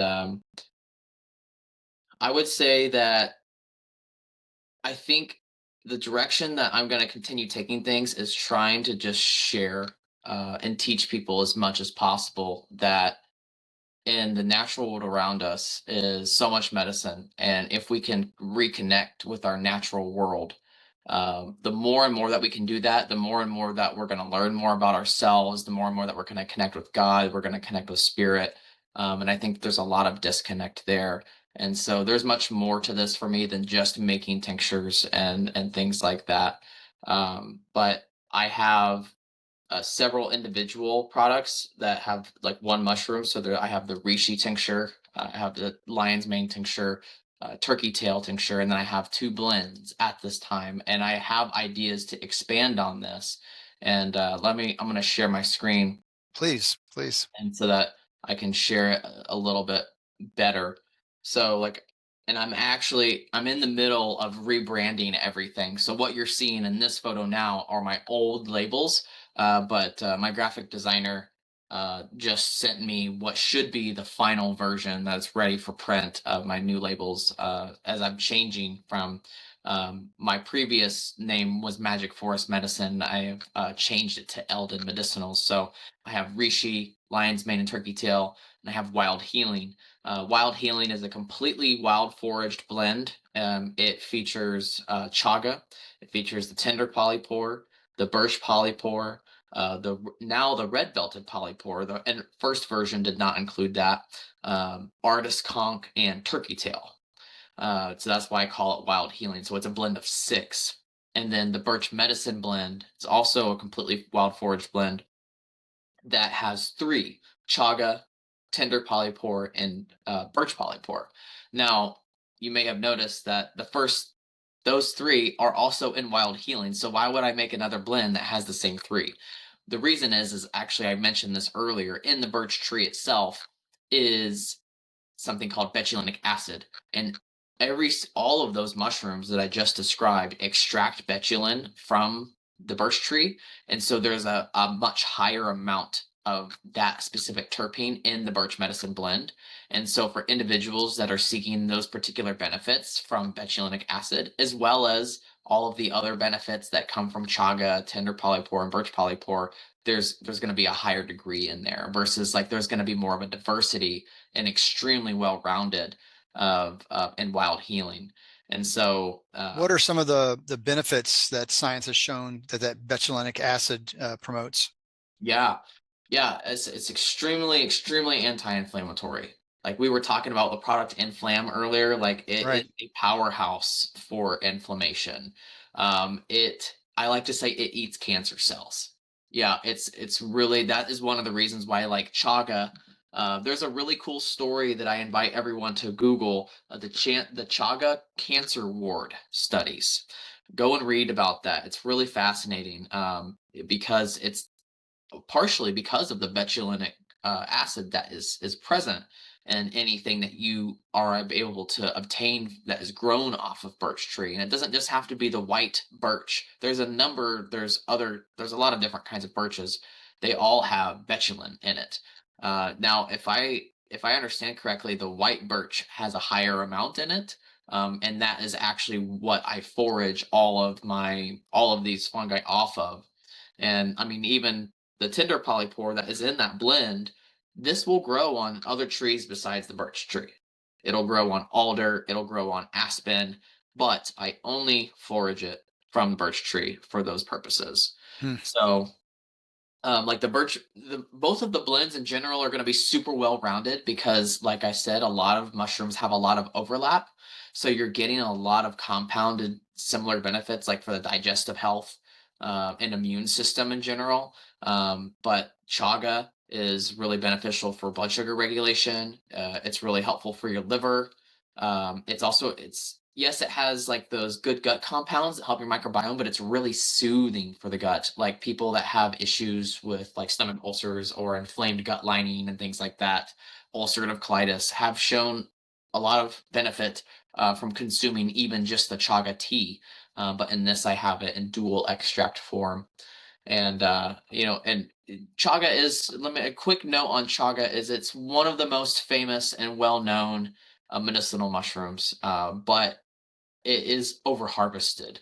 And so, as in honor to that and in respect to that, that is one reason why I don't have like a standalone chaga tincture, because I also want to be respectful of its natural populations while also still sharing the goodness.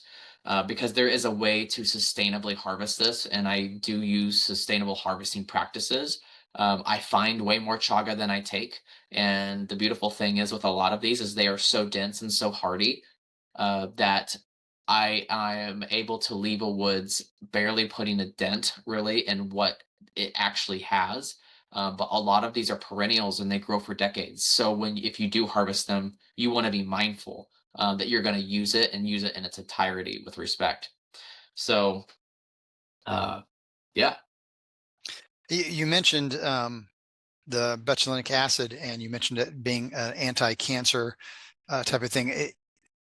I may be way off on this because it's certainly not within my expertise, but I would assume that cancer research is probably one of the most, or cancer is probably one of the most researched areas with mushrooms. yeah, most definitely. You know, when you think of mushrooms, medicinal mushrooms, it's synonymous with cancer. Yeah, Uh, and in Asia, they medicinal mushrooms are integrated into their even modern allopathic practices. right. Reishi and turkey tail are some of the most bigger ones, but like you mentioned, maitake earlier and shiitake are also uh, heavily integrated, and they will be used along with chemotherapeutics. Over here, our doctors are not going to recommend that because they're trained not to. You know, it's literally not their fault. Like that door is never opened for them unless they open it for themselves. And once they do, then they usually join our team. you Yeah, know, once they wake up. But yeah, it's there a lot of them are really safe. Obviously, anything that I'm saying here is, consult and do your own research, ask your medical doctor, especially if you're on pharmaceuticals and all of those fun disclaimers of I'm not giving you medical advice, but that is how that is practiced over in Asia for even now and for a long time. absolutely. There was a comment that Secretary Kennedy made in one of his talks not too long ago, where he made this comment, and I'm paraphrasing it, but he was basically saying that he wants to make it some kind of a mandate that medical schools teach nutrition.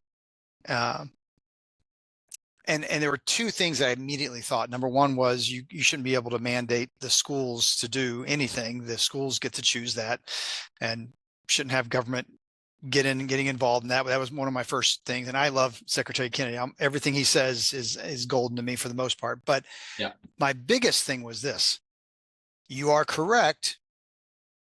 The average medical school gives almost nothing when it comes to nutrition, and especially nutrition from any type of functional medicine perspective or alternative perspective. If they give you nutrition, it's the cut and dry standard American, here's your nutrition bullshit. That Mhm. This is why I think registered dietitians as a whole, unless they step out of their box, are not going to be as good as someone who has stepped out of their box, because they're going to be in the same rut that everybody else was, because the way they were taught. Mhm. But my big thing was this: no, don't do that. Let those that know how to do nutrition do the nutrition. Let the medical doctor do what he does. What you need to do is you need to instill in the schools to teach um, a more open paradigm, so that the Mhm. medical doctors come out with an open mind to functional medicine, with an open mind to working with alternative practitioners, instead of saying they're quacks, we can't deal with them. That's what Mhm. you need to do, because that's the base root problem of Mhm. medicine, is that these medical doctors come out of school, maybe they had it going into school, but they come out of school with this viewpoint of people in who are not medical doctors don't know what the hell they're doing. Mhm. They have no uh, ability to deal with someone's health. You know, the disclaimer you made, I understand the reasoning for it. I have a medical disclaimer on every single one of my podcasts. It's there for a reason, because I don't want to get sued by some sue happy medical person who thinks that I'm dispensing medical advice. But I'll tell you this: go ask your medical doctor about mushrooms. The fuck are they going to know? They are not going to know anything about mushrooms. They're going to say, they're not going to know anything. You ask them anything about nutrition, the average medical doctor knows nothing about it. And asking them about it is tantamount to them getting on their platform to sell you their drugs. And that's it. So I understand why you did it. I do the same thing, but I'm also giving the other disclaimer now. And that is, you know, if you're gonna, if you, so let's put it into an even better statement. If you're gonna go ask your medical doctor about these types of things, make sure you have a medical doctor that has an open mind to these things and has these conversations with you on a regular basis anyway. Then maybe you've got one of the good ones, and not one of the ones who is stuck in their rut. Yeah. Yeah, and if they're not open to it, then that's your cue to go on a search. Bye bye. Yeah. Yeah, Next. absolutely. Exactly. I have clients all the time who for this or that or the other, they'll say, we'll talk about something in a session, and they'll be like, I should ask my medical doctor about that. And I go, like, that is your right to do that. I'm just going to let you know in advance that the chances of them understanding the conversation is slim. So Yeah. just know that going into it. You Yeah. should be able to ask your medical doctor about anything, but know that their chance of actually knowing this information is slim to none. Yeah. So it's a Yeah. sad state of affairs. Yeah. Well, and before I forget, for all Flipside listeners, Yes. use code Flipside10, all Flipside caps, 10. no spaces, Flipside10. It doesn't end. It's 10% off any order. There's no maximum amount. There's no minimum amount. Flipside 10. So where can you purchase my tinctures? I'm working on developing a website, so eventually that will be a thing. So that will be eldonmedicinals.org. But I do have an Etsy store. So eldonmedicinals.etsy.com. And I do post these links regularly on my Instagram as well at Eldon Medicinals. That's where I'm the most active, as well as Facebook. And I I love it when people reach out to me and ask me questions or curious, or I get pictures of mushrooms often. Hey, what is this? And sometimes I really don't know, because even though I may be quote unquote an expert. There is so much that I don't know. I'm still, I feel like I'm a baby when it comes to this stuff. Even though, there's probably a little over 100 now that I can confidently identify, but there's in one, like the state of Michigan alone, there is like 40,000 different kinds of mushrooms, Wow. that they know. 40,000. Yeah. Wow. Yeah. It's ridiculous Yeah. that have been I'm I one of those people that keeps sending you pictures. I just sent you one last week of Yep. another mushroom. Like, what the heck is this? Yep. Yeah. Yeah. Absolutely. Well, since having conversations with you, I now, when I'm on walks or hikes, I'm actually now noticing stuff that I didn't notice before, and so I'm noticing mushrooms growing, and I'm getting curious about it. So I'm not to the point yet where I've grabbed something to take it home for a stew yet, but uh, I'm hoping to get there. I'll work on you. We'll get Yeah, you there. We'll yeah. get you there. I think what you said is the perfect thing, is that to pick one species to start to try to become an expert on. And if you want an edible one, then work on an edible one. So what's probably the easiest edible one to recognize and start. Probably chicken of the woods. Does it Uh, taste like chicken? I think it can if you cook it properly, but it's not quite. It definitely like when you cook it, it like definitely I'm like, okay, I exactly see why they call this chicken of the woods, because it totally has a kind of a similar texture. I think, Huh. and if you cook it with like the seasonings and things like that, it could definitely be a substitute, right? But it's there's really not a whole lot of other mushrooms that look like it. There's no toxic lookalikes to it. It's bright yellow, orange. I probably can. Let me see if I can very quickly, as I know we're about at our time here. Pulling up, I bet I have a good one that I can pull up real quick.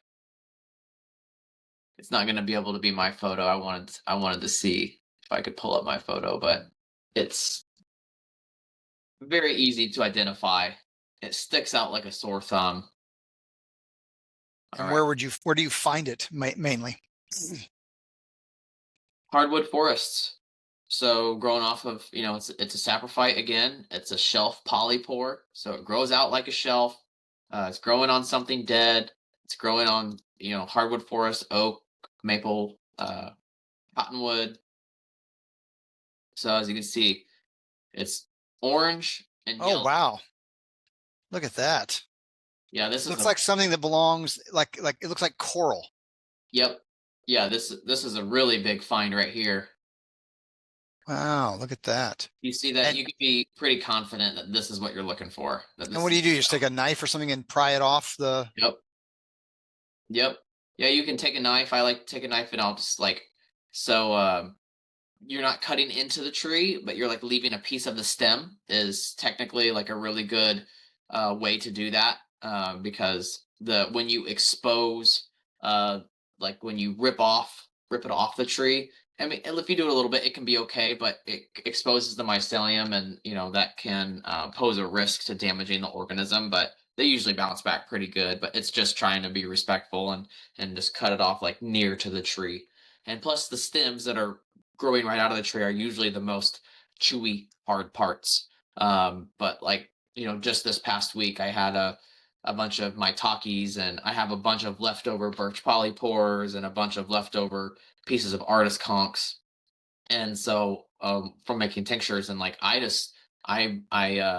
put my chuck roast in the crock pot. I seared it, put it in the crock pot, and I made some broth with some like leftover vegetable scraps, like onion and garlic skins and et cetera. And I threw in the mushrooms in there too, and I let them boil with the broth and the chuck roast, and it just made such a beautiful tasting base. And I just Wow. strained it all out, and it's a good way to get those benefits and things like that. So You're gonna have a place to do mushroom dinners as well. one thing at a time. Yep. Get like a big picnic table in the woods, and people pay to come and have mushroom dinners. There you go. Yeah. I can see it. All right. Well, you are correct. It is about that time to start wrapping up. I think we did a great second run. Yeah, Yeah, this is absolutely. good. It's a lot This of is fun. really good. 2 hours So zip by. it goes by really quick, doesn't it? Yeah. Hopefully for you, those who are watching and listening, it went by quick for you and you're not half asleep. I find the information fascinating. I'm becoming, I find myself becoming more and more of a mushroom guy now myself. So, and that is thanks to you. So your education is rubbing off on me. So I appreciate it. Wonderful. Any final words you'd like to impart to our listeners? Get out and, get from outside of 4 walls and get in between 4 trees. That's I it's like that. I get like that. outside. uh Try to do it at least once a week if you can, even if it's just a local park. If you don't have a big state park or a national forest close to you, I think that we are nature deficient, and I think that, Agreed. I mean, I call it vitamin N, vitamin nature, and I think it should be a regular part of our nutrition. And we were fundamentally designed to live in the rhythms of the world of nature, and we are so disconnected from that nowadays. And one of my biggest hopes and goals of all of this is to help inspire people to reconnect with the natural world. The mushrooms are a vehicle for that, in this format. And I know that I can't be my best person if I'm not going out and taking some time to go out on a walk in between those 4 trees, or the more trees, the better. But and whatever, maybe you don't have, maybe it's the beach for you. Maybe you go to the sand dunes or whatever, wherever environment, wherever you're living, but just get outside, take a breath, allow yourself to slow down, give yourself that permission. And I think that you'll be able to show up better in everywhere, in every place in your life. I 1000% agree with you. I agree with every single word that came out of your mouth just there. It's 100%. Absolutely. Well, Tyler Davidson, thank you for joining us on the flip side. And for all of you watching, we will see you on the flip side.